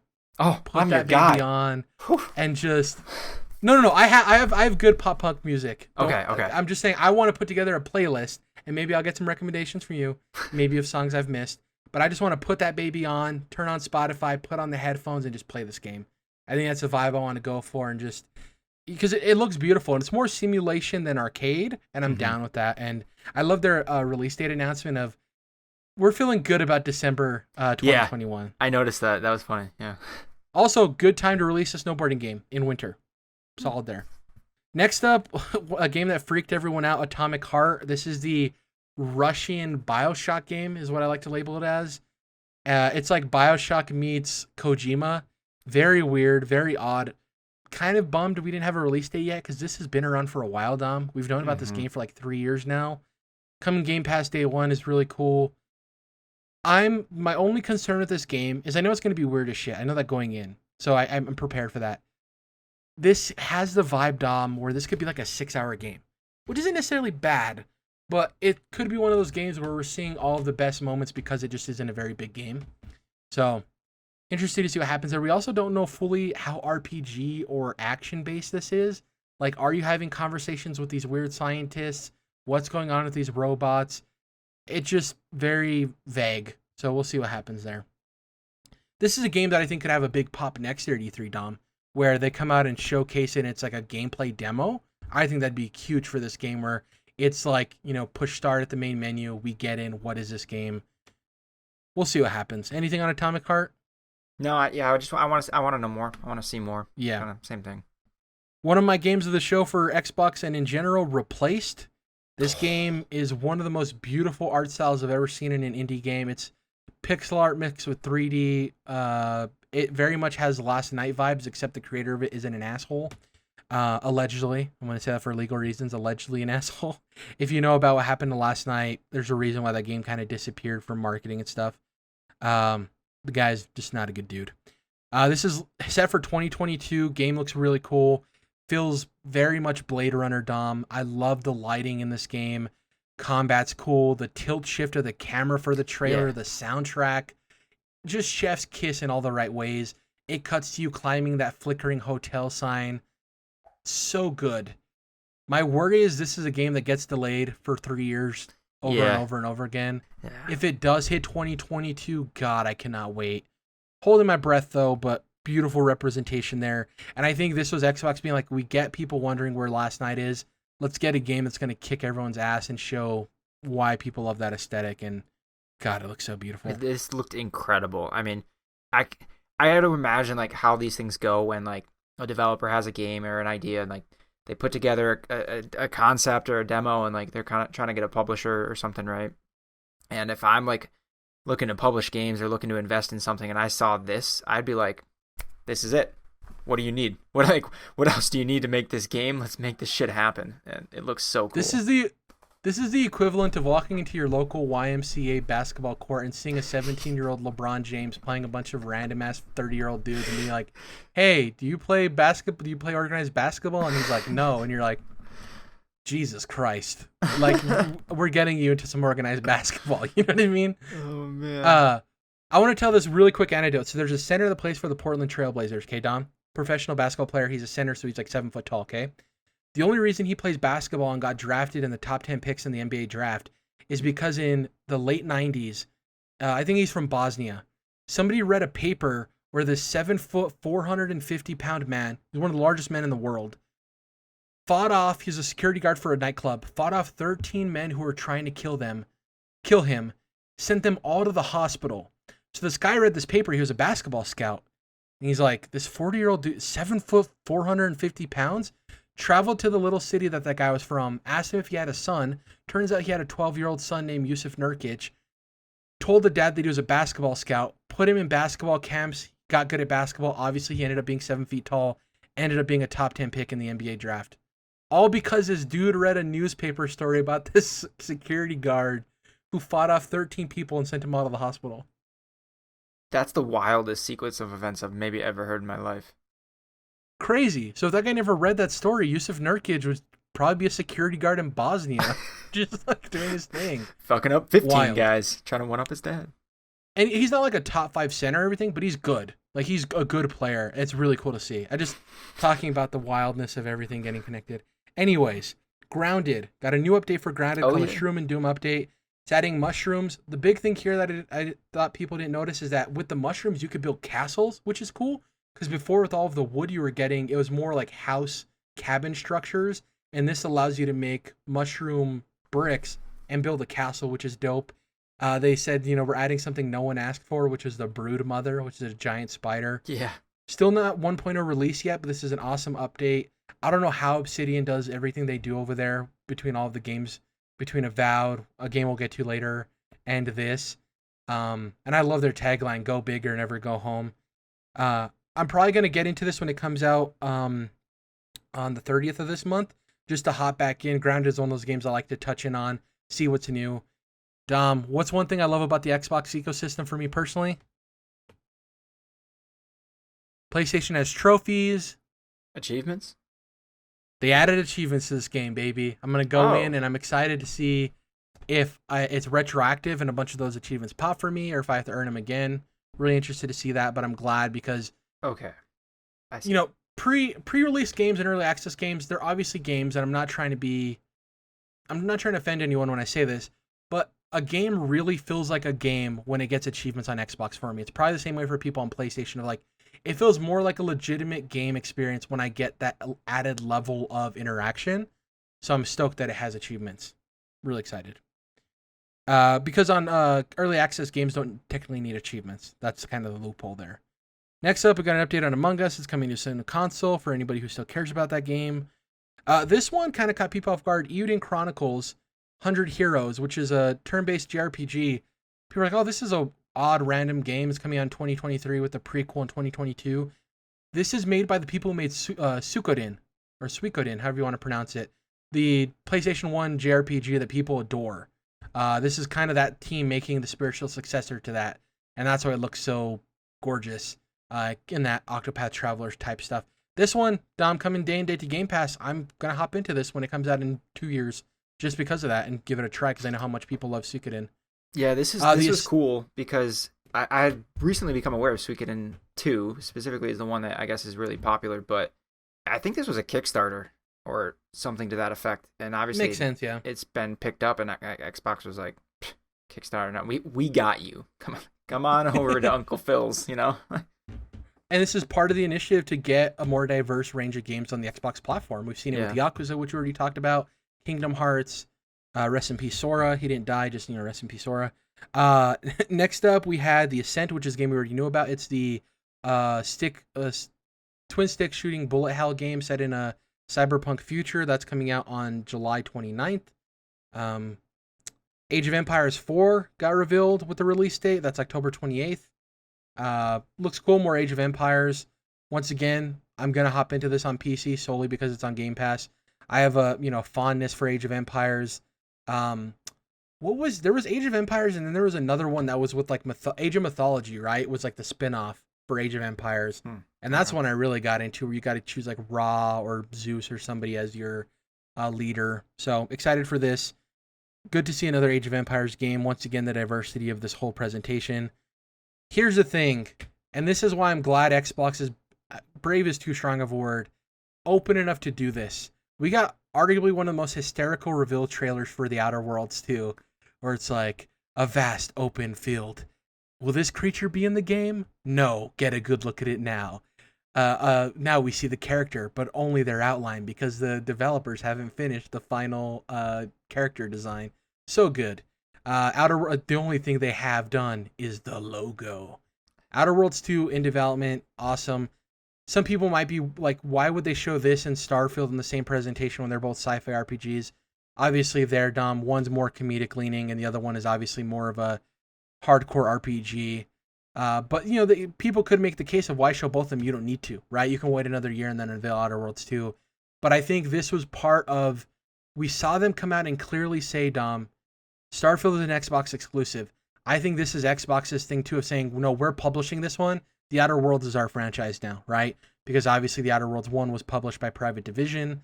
And I think Xbox wants people to understand this is our franchise now. So I think that was really cool. Obviously nothing to see there. I think you're with me, Dom, in that just knowing it exists and it's in development is great because with the Avowed in development and whatever else they could work on, they could have totally been like, we have, from Xbox, we already have, Starfield, you guys can work on whatever else. You don't need to do Outer Worlds 2. And because it was a partnership with a publisher like Private Division, maybe we didn't know if Obsidian was fully into returning to it, right? Because now they had the financial freedom of Microsoft, they could literally do whatever. Because who knows what Private Division had to sign off on for Outer Worlds to get greenlit, what compromises they had to make. So it was never clear of like how much is Obsidian's vision and how much they want to return to it, right? And I'm glad to see like, oh no, they're doubling down. Yeah, I got to imagine that this trailer, it was so funny. I got to imagine that someone had this idea at Obsidian to like make this very self-aware trailer, and then obviously it caught on, and then they did it, and then and then Phil saw it, and Phil was like, "Oh yeah, we're putting this in. We can do this. This is worth it." It was just really good. Yeah, it's one of those trailers that it didn't need to be in the show. Like no one was clamoring. We didn't need to see Outer Worlds 2, but I think because the trailer concept was so good, exactly, it let it be a part of it. Right. Awesome. Yeah, because I guarantee you, Phil's probably like, we don't need anything from you guys, and they're like, no, one of the people on the team had this really cool idea, and they showed Phil, and he was probably cracking up. He's like, oh, it's too good not to show. Microsoft Flight Simulator coming to consoles. Such a good trailer. I love at the end where the music cuts off and it's like the sky is calling. There's that ending montage. So good. It's going to be launching on July 27th on console. And then we got the Top Gun tie-in where you get to fly the Top Gun jet, which is really cool. 2 Disney crossovers in this presentation that both completely fit with the game, don't feel out of place, don't feel forced. And this, if Disney is already working with Microsoft this much, Dom, I think we're going to see some more stuff in the future. I would not be shocked to see some more partnerships. And maybe they're just crossover DLCs. Maybe Xbox is working on a Marvel or DC game. Who knows? Wouldn't be surprising either way. But this isn't the last we see of a Disney partnership just because how well these things look to be done, you know? So, that's that. Are you a big Top Gun guy? Never seen it. I love the vibe of Top Gun. I've never seen it either. Like, I love the music cue of it. I'm not a huge Tom Cruise guy, but just the overall vibe of it's dope. And I know how much that means to all the Top Gun fans out there. So, next up, probably the best presentation in terms of just showing a game and letting it speak for itself, Forza Horizon 5 in Mexico, coming out November 9th, 2021. I don't get how Playground makes all of their Forza Horizon games look better and better every time. It's incredible. This game looks gorgeous. Once again, not a racing game guy. It's launching in Game Pass. I'm playing it day one. Going to have a campaign mode. Seems to be authentic to Mexico. They're featuring a lot of local Mexican artists. Has the vibe. Some people made a very funny joke if you're driving this $1 million car through this like poverty-ridden city.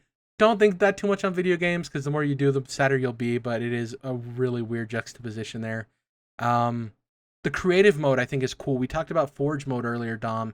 I think this having its own create a game mode feature will be huge for it too. Because for people that aren't simulation racing guys or love just point A to point B racing, making weird mini games where you're knocking down bowling pins or destruction derby or knocking people off of certain ledges, I think that'll add to getting a wider audience that aren't just car people. So I'm excited for that. And yeah, Forza Horizon 5 looked absolutely gorgeous. Once again, not a car guy. I immediately after the stream, Dom, I went and put this on 1440p and watched this sucker again. Good Lord. The photogrammetry, when they would do the thing where it was a still image, right? And they're like, oh no, this isn't fake or magic. This is the game. And then a car would come into screen. Oh, so good. Anything to add? No? No. Did look good though, right? I'm not lying about it. Yeah, okay. Last up, Arcane's next game, Arcane Austin, Redfall. Really cool presentation. Some people got confused about this. We'll talk about the actual presentation, but some people thought this was like a Left 4 Dead, Back 4 Blood type thing. It's not. It's an open world co-op game. You fight vampires, but it's not the horde-based, wave-based thing. Really cool powers. It seems like the 4 main characters, the black female has this spectral elevator you can use to get up to buildings. The Hispanic male in the cloak that they called Edgar Allan Bro, which is a really funny tease, seems to have a sniper / cloaking thing where he can hit steady shots, but he can also cloak himself. The Middle Eastern, like really intelligent dude, I don't think we saw any abilities from him, right? We only saw that he had the stake shooter, but he didn't have an ability. And the other girl, too, with the sunlight gun didn't have an ability. Or at least we didn't see. Oh, no, yeah. And then the girl with the spectral elevator also had the umbrella. Either way, looked really cool. Loved the designs. It felt very arcane. I want to see gameplay. The biggest thing to me, Dom, summer 2022? Mm-hmm. Yeah, very cool. This was cool as shit, dude. Like, I think you guessed this exactly right. I think you said we're gonna. No, there was a Project Omen was already known about. It was a vampire game. I'm not taking credit for it. I didn't guess it, but yeah. Well, I thought you guessed that they were gonna end the show on the review. Oh yes, I got Starfield good. And Halo wrong. Right, I said Halo would open, Starfield middle, this last. Obviously, Halo was middle, Starfield opened. But you are, yeah, I did say last. Yeah, no, this is cool. I mean, I'm assuming we're getting like a Dishonored with a little bit different vibe, maybe a little goofier, with an option for co-op, and like it looks fun as hell, and I'm excited. This is a great way to end their show too. It was a cool reveal of a new thing that, for me, I don't know, it really hit. I liked it. Does Arcane do AI really well? I mean, as well as anybody. Okay, because with this being able to be played solo or in a group, it's going to be really important how well those other 3 companions function when they're just AI. So that's why I was curious. I was like, how well are they at that? Of making AI companions that feel Yeah. good. It's an interesting thing because in Dishonored, in those games, it's pretty easy to like manipulate the enemies and like sneak around that because you're so overpowered, right? You have so many wild abilities, even when like they're, whatever level they're in, like it's usually pretty easy to like just take them to town and trick them or do whatever you need to do, and that's the fun of it. So it's not bad AI, it's just like not anything crazy, I guess. Yeah. Next up, Square Enix, really bad presentation. One of the best demos of a game, like Guardians of the Galaxy, incredible showcase the way they showed off this game. That started the show, and then literally everything after it was a dumpster fire. So I want to get to all those first before I gush over Guardians. So Final Fantasy, the Pixel Remaster is coming to just mobile and Steam. Unclear what exactly they are, not coming to Switch. Really weird. Marvel's Avengers, though the War for Wakanda thing looked really dope, we didn't get clear gameplay, and despite it having a release date of August 2021, they didn't say that in the presentation. Really weird. I don't think Marvel's Avengers showed as good as it could have, and I'm bummed about that. Still going to play it, still excited because Black Panther did look super cool. But yeah, I don't think it showed very well.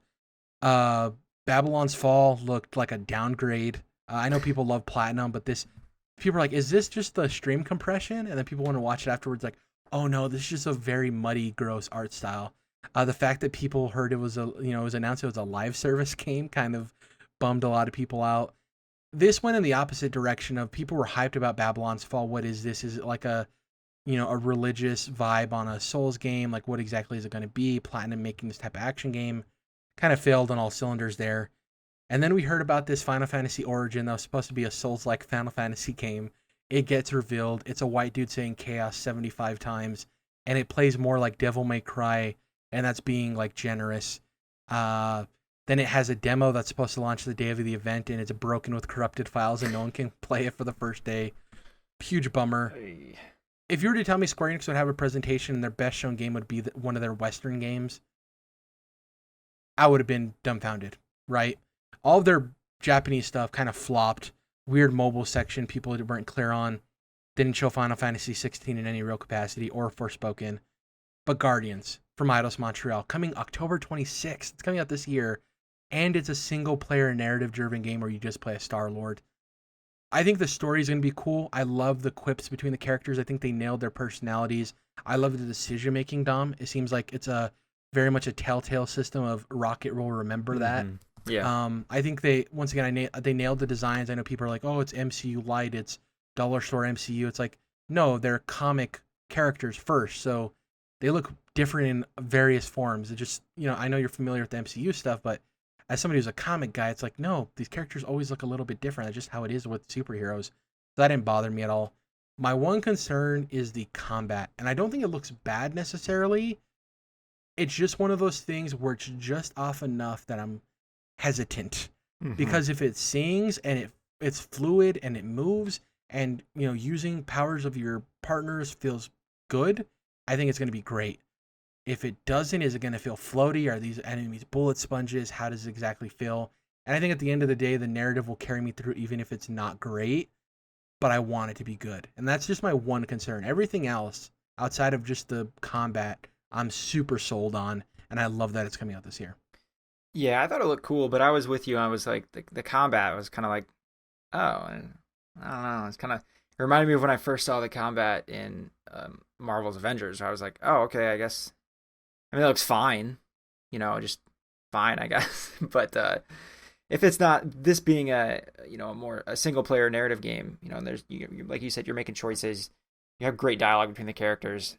I think that can easily like carry through, okay to only good combat. That could easily carry you through a campaign that's 15 or 20 hours or whatever, and still have a great time. If you asked me to play that kind of combat for 100 hours, I might be like, no thanks, bro. But yeah, I don't know if you agree with me on this, but everything outside of the combat gave me Fallen Order vibes. Like, it definitely has a similar feeling of them taking this property and making a story-driven narrative game. Especially with the way they presented the world when they first get off the ship, right? When the gameplay section starts, very much felt like Fallen Order. Obviously, it seems like the combat won't be as good as Fallen Order, but I hope it's at least, decent. and I hope it wins me over. I love the special moves and the music, and yeah, it showed off better than I thought it was. And for everyone out there who was concerned it was going to be a live service game, I'm glad it isn't. And it's one of my favorite games of the show. And we're going to end off with, let's see here. Was there anything else for Square Enix? Nothing of note. Devolver Digital. It was Devolver Digital. Gearbox was a train wreck. Jesus, that was awful. Good lord. Nintendo. So there wasn't a whole lot for Nintendo that I was actually interested in. I thought it was a good presentation, but for content, it just didn't sing to me. I'm going to go through this, and if there's any point, something you want to talk about, just let me know, Dom, okay? So, first up, we had Kazuya come into Smash as a new character. People are excited about that. Obviously, he's one of the main characters in Tekken. Life is Strange Remastered and True Colors coming to Switch. Life is Strange True Colors coming out day and date on September 10th. The remaster, no date, really weird. They also did a bad tease because people thought it was a new Life is Strange game with a new art style, but it was just for the marketing. Very weird presentation. Guardians is coming via cloud on Switch. Day and date. Oh shoot! Okay, I didn't notice that was cloud. I thought it was just coming to Switch. Now I was about to say how cool it was that game's going to be on Switch, but if it's cloud, I'm kind of like, all right, we'll see. Well, I think that's the only way that game can run on Switch, if we're being honest, without the Pro.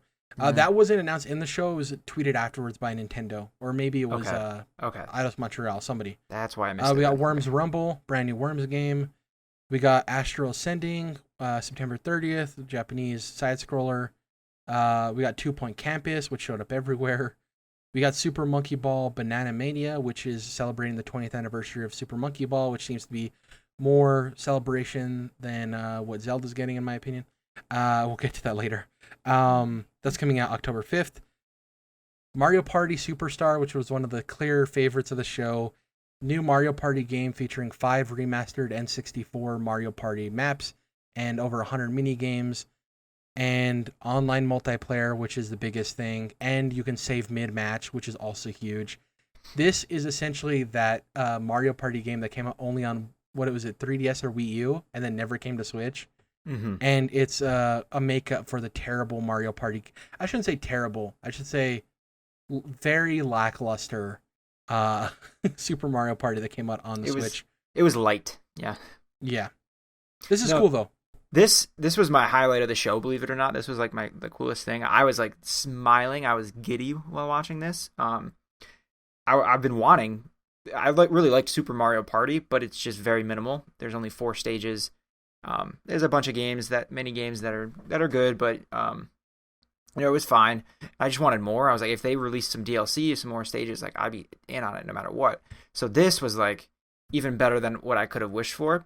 Remaking, the stages from the original couple Mario Party games, which I played the shit out of when I was a kid. So to see some of those stages, I haven't seen some of them, since I was, 7 years old or whatever. So like I was all about this. I'm so excited for this. This is like a couple, like maybe 1 or 2 spots behind Elden Ring from like my favorite thing announced this week. I believe it or not, like I was all about it. Next up is an announcement I think would get crucified if Xbox or PlayStation made it, because it's Nintendo, they get a pass. They came out and basically said, Metroid Prime 4, yeah, we're still working on it. Literally no new update outside of that, just words. It was followed by Metroid Dread, which was a rumored game that was supposed to come out in the early 2000s. It's the first new 2D Metroid game in 19 years. Obviously, Samus Returns and some other games, Other M, which were remakes or remasters of previously created 2D games. This is brand new. This is going to be a hot take. It comes out October 8th. I didn't like the art style for this game. I don't think it looked good. I think it kind of looked kind of grody. And this is, I'm excited for Metroid Prime 4. I want the Metroid Prime collection, Dom, so I could hop into that franchise for the first time. Well, 3D Metroid. I played Super Metroid and I loved it. But I want the Metroid Prime collection so I could see what all the hype is about to get excited for 4. This didn't do anything for me. It looked like in a world where I'm playing Ori and the Blind Forest and all these other 2D games, it just didn't sing to me. It just looked outdated. And I know some Metroid fans are going to be excited and they're happy that they're getting a new one, but it did nothing for me. I was like, cool name, but outside of that, I'm like, whatever. I'm with you. I was kind of like, it looks like it might be fun, but it doesn't look particularly pretty. It just kind of looks that it's there. I thought the mechanic was cool of that robot constantly stalking you. I think that was a pretty cool idea. Yeah. Having been playing a lot of Resident Evil lately, I really like that kind of tension that can build. I mean, and I'm probably not gonna give this a chance unless it goes on sale, which it won't. That's the other thing with Nintendo games. When we're talking about some of the stuff at Microsoft, especially Microsoft, because it's gonna be on Game Pass, but then even like PlayStation stuff, it's like, yeah, if it's like a maybe, like you just wait till it drops in price by half, because it will. But Nintendo, it never does, so it's kind of like, I'm never gonna pay $60 for this, unless it's just like 10 out of 10s all over. But yeah, I was kind of like, it seems fine. Maybe it isn't 60, but who knows? With Nintendo, I'm not That's a holding good my breath. point. I could be assuming things too quickly here. Yeah. We get the return of Just Dance 2022, Cruise and Blast, another game, yada yada yada. Dragon Ball Z Kakarot port, Mario Golf Super Rush, which looks cool. Once again, this is a game that I don't know if this was a Xbox or PlayStation game and it went on sale for sure. I don't know if I want to spend 60 for this. Yeah, we've seen a lot of it already too, so it's kind of okay. Monster Hunter Stories 2, seeing a lot of this too. Shout out to Monsties, what a weird phrase. A lot of people are excited for a new WarioWare. Get it together, cool. Not paying $60 for this. It was creepy. I never knew what WarioWare was, but this was weird. They're weird like out. That. He was talking. They're always like that. Why is he talking? Ugh. Yeah. Shin Megami Tensei 5, which, Alyssa, from the, friend of the show is probably gonna hate me for this. That game looked ugly. I think that game looked so bad. I think it looked like, I thought, honestly, at first thought it was a remaster of like an older game. I didn't know it was like a brand new Shin Megami Tensei. Yeah. And when you look at Persona games in comparison, which Persona is a spin-off of Shin Megami Tensei. So. Yeah, this was one that it didn't really do much for me, but I think it's a big deal. I think a lot of people are excited about this, but I don't have a good pulse on that, so I don't know. Yeah. Next up, we had Danganronpa 10th anniversary. This is some Nintendo-ass stuff. So Danganronpa Decadence is a 4-game collection for physical release, but on digital, each game is going to be sold separately, which is wild. That's such a Nintendo move. Weird. Fatal Frame, Maiden of Blackwater is a port of the Wii U. Fatal Frame, not a new Fatal Frame, unfortunately. So if people want a new Fatal Frame, I guess go buy this one. We got Doom Eternal DLC, which looked the worst it'll probably ever look. We got Tony Hawk's Pro Skater 1+2 coming on June 25th, which is dope. Even though we're never going to get another one because that studio is now working on Call of Duty. We got Strange Brigade coming, or Shadow Dropping, which is a weird AA game that came out on PlayStation and Xbox. Kind of got lost in the shuffle. Mario plus Rabbids Sparks of Hope. No new footage. Literally the same thing we saw at Ubisoft. This one is probably my game of Nintendo Direct. Advance Wars 1+2 Reboot Camp. It's a remake coming out December 3rd of the first 2 games.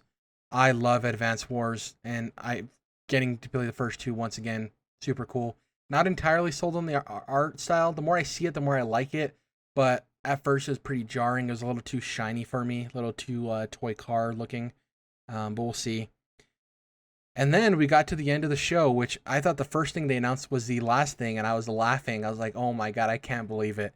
Because it got to the last section with Eiji Aonuma, and they showed off Hyrule Warriors DLC. And I was like, don't tell me they're ending with Hyrule Warriors. I thought that's what was happening too, and I was just like, I couldn't believe it. I was like, I should have known. I should have known to expect this. But yeah. And then we get a look at Skyward Sword, and I was like, oh, is this what they're ending on? The new Zelda coming out. Well, not new technically. I'm like, oh, okay, interesting. And then they get to the Game & Watch, which is the sorriest attempt at celebrating an anniversary for a game franchise. Here's the worst way to play these 3 iconic Legend of Zelda games in this weird Game & Watch altered mini game. And yeah, buy it for $40 or whatever it's gonna. I don't know how much Game & Watches are. And I was like, Jesus Christ. But guys, look, we added in this weird little dentist office game where you can play as Link, and it's literally just 2 colors swinging or whatever. And like, yeah, and the weirdest 3 Zelda games you could have picked. Like, I don't know. And but also, here's the coolest thing. You're not gonna believe this. There's a clock in game. Believe it or not. Well, yeah, it's Game & Watch, so it's kind of, they all come with a clock, but still.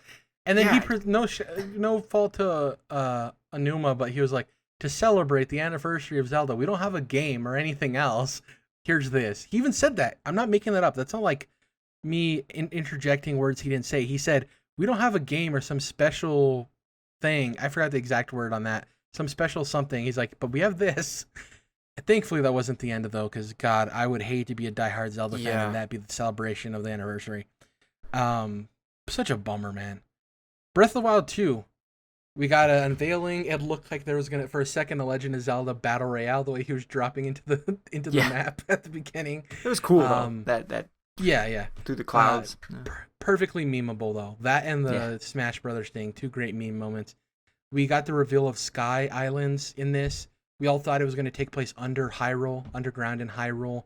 Turns out that was a fake out. It's actually going to be taking place above ground, all these Sky Islands that are going up. As Link, you're going to be able to traverse and go up into these islands.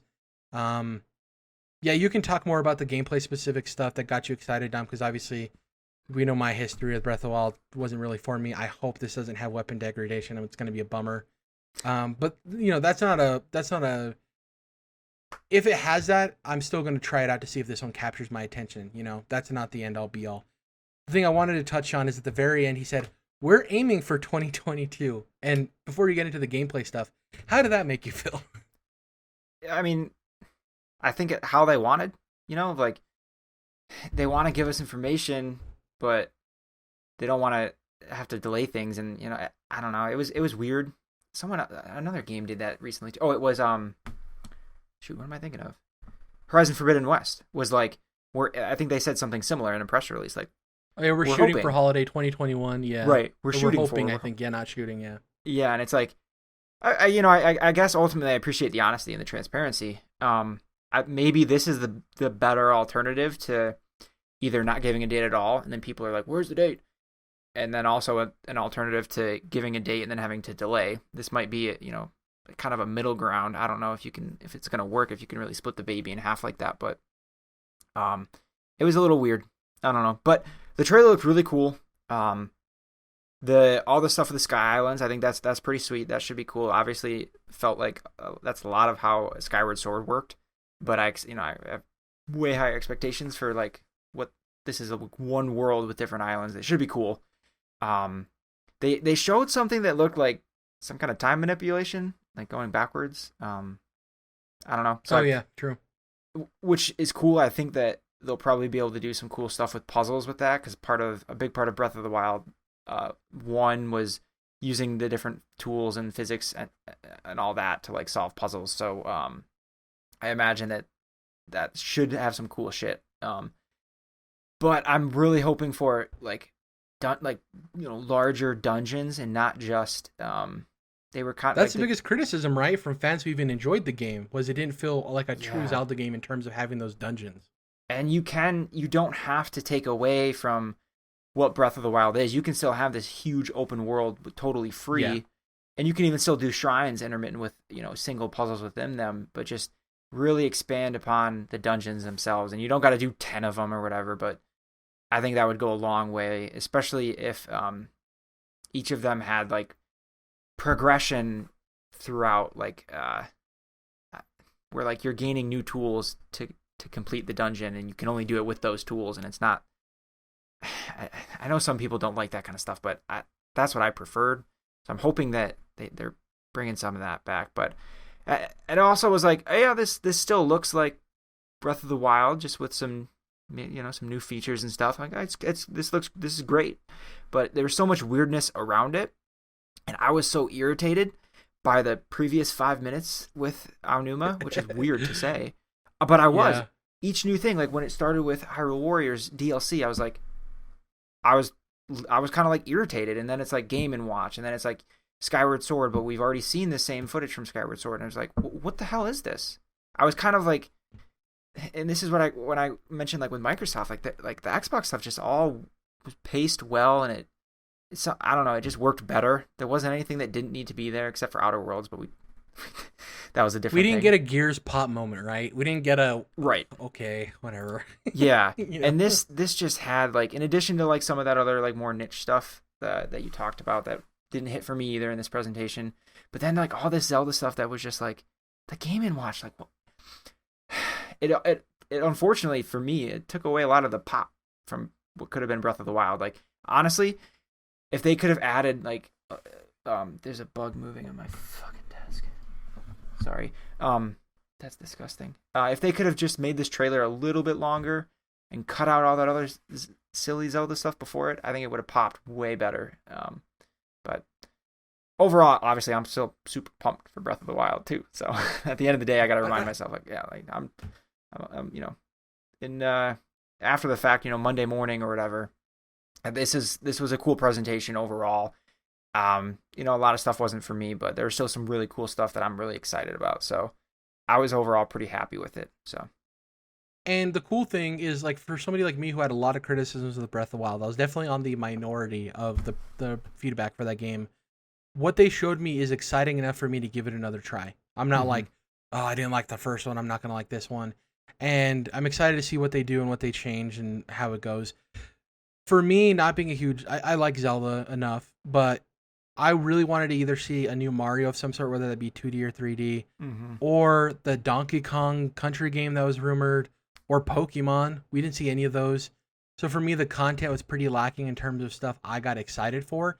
But I do think, especially compared to everything that was in Xbox, this was a stellar show. Comparing it to Xbox, it definitely was a B to Xbox's A+. I think that's where I want to close out the show, is that Xbox... the ESA needs to pay Xbox next year for E3, because for what they did this year and carrying everything and being the one true show that was, in all honesty, like worth watching out of all the big ones. I think Nintendo Direct was worth watching too, but like Square Enix, Guardians just could have been an Xbox, Dom, because that was the only good thing they really showed. Ubisoft was okay. They could have put Extraction in the Summer Game Fest or Xbox. Like, none of them sung except for Xbox and Nintendo slightly. Everything else was like blah. All the indie stuff I thought was great. Like the Wholesome Direct, the Day of the Devs was probably my favorite show outside of Xbox, because there was so many games there that I loved, and just the presentation of it all was so good. I'm happy that E3 is back. I do think that there needs to be some changes, because a lot of this stuff didn't work, and it was people doing stuff for the sake of doing stuff, Dom. Like we didn't even talk about the Capcom thing. What a disaster. That thing was awful. Awful. Yeah, so I'm thankful for Xbox and Nintendo. This, like, I miss Sony now because of how bad everything else was. Yeah. And not that Sony needed to be here, but I would have loved having a third competent presentation. And that's coming from somebody who I've been very critical of PlayStation in the past, of their weird interstitial intermissions and only showing 3 games and not diving into the indies. But I'll still take that of seeing Last of Us and Ghost of Tsushima over a bunch of badly paced, badly placed trailers. Like, I'm glad E3's back. I hope it's better next year. And at the very least, we can look forward to Nintendo and Xbox next year if all else fails once again. So, to that point, too, we got so many announcements for 2022 games, Dom. One thing we didn't touch on the Xbox that I wanted to touch on real quick was a Jeff Grubb tweet, which we talked about in our chat. So Jeff Grubb said, I posted this right after the show for Xbox. You might have missed it, but if you're asking about Everwild or Hellblade 2 or whatever, I'll try to give you some answers. And he tweeted, wow, Redfall in 2022 is huge, which is the arcane game we talked about. That means Xbox has at least Redfall, Starfield, and Motorsport 8 for 2022, and then 2023 is jam-packed. Here's why you didn't hear about Hellblade, Fable, Perfect Dark, Avowed, and more. And to Jeff's reporting, he says, as of right now, and remember, things are going to change, some stuff is going to move. As of right now, all of these are expected from Xbox to launch in 2023.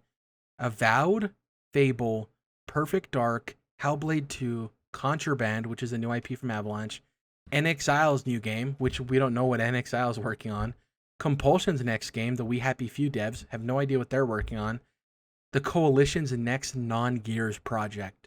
That has me excited, Dom. I hope they get to work on... What if they're working on a licensed Disney game? Oh, okay. Good point. Coalition making a Punisher game? All in. Or Star Wars. Love it. Or whatever. Yeah. I don't know if their style fits, but who knows? I'm not going to peg them down to a certain style, right? That's unfair for the developers. But yeah, it's so exciting. This doesn't even include, State of Decay 3, Everwilds, which obviously is restarting development. Like, I think this year did what it needed to do for Xbox Dom, and it proved like there's a reason to own an Xbox. We have a slate of Xbox Game Pass games, or even subscribing to Xbox Game Pass. And Jeff Grubb said this show is going to be good, but their 2023 is going to be arguably the best Xbox E3 ever. And that has me excited because I love this presentation. You did too. And I do think they're going to fire on all cylinders. And it leaves us sitting here, Dom, being like, what is PlayStation going to do in terms of a presentation? Not that they need to compete or anything.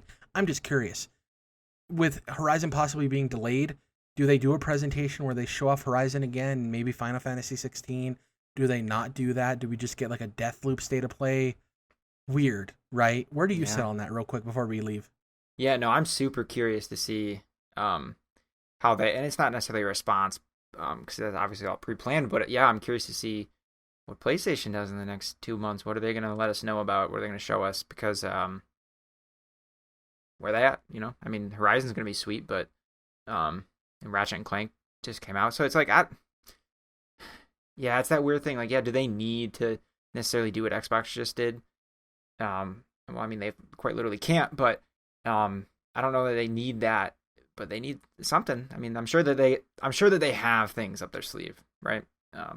Yeah, so I just think the tough thing right now for the 120 million people who own a PS4 and didn't get a PS5, obviously not all 120 didn't get a PS5, but like, what do they have to look forward to if Horizon gets pushed, right? Ratchet, PS5 exclusive. Returnal, PS5 exclusive. Deathloop, PS5 exclusive. Mm-hmm. So I think they do need to show that audience what they have planned, because we got a report today too, Dom, that Xbox wants people who only own the last gen Xbox to be able to play the next gen stuff by, guess what? xCloud. They're going to do a thing where you can play the next gen only games through xCloud.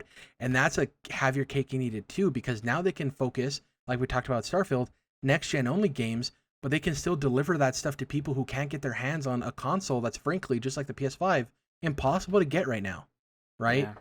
And like, I think PlayStation needs to show people that only own a PS4 now why they should be excited to still be a PlayStation gamer and still have their PS4, and also give them some optimism to be able to get a PS5. Like, I want a PS5. I want to play Ratchet right now, Dom. I want to play Returnal right now. I can't get my hands on one. Obviously, I specifically want a digital one, but like, even then, like, it just sucks for people.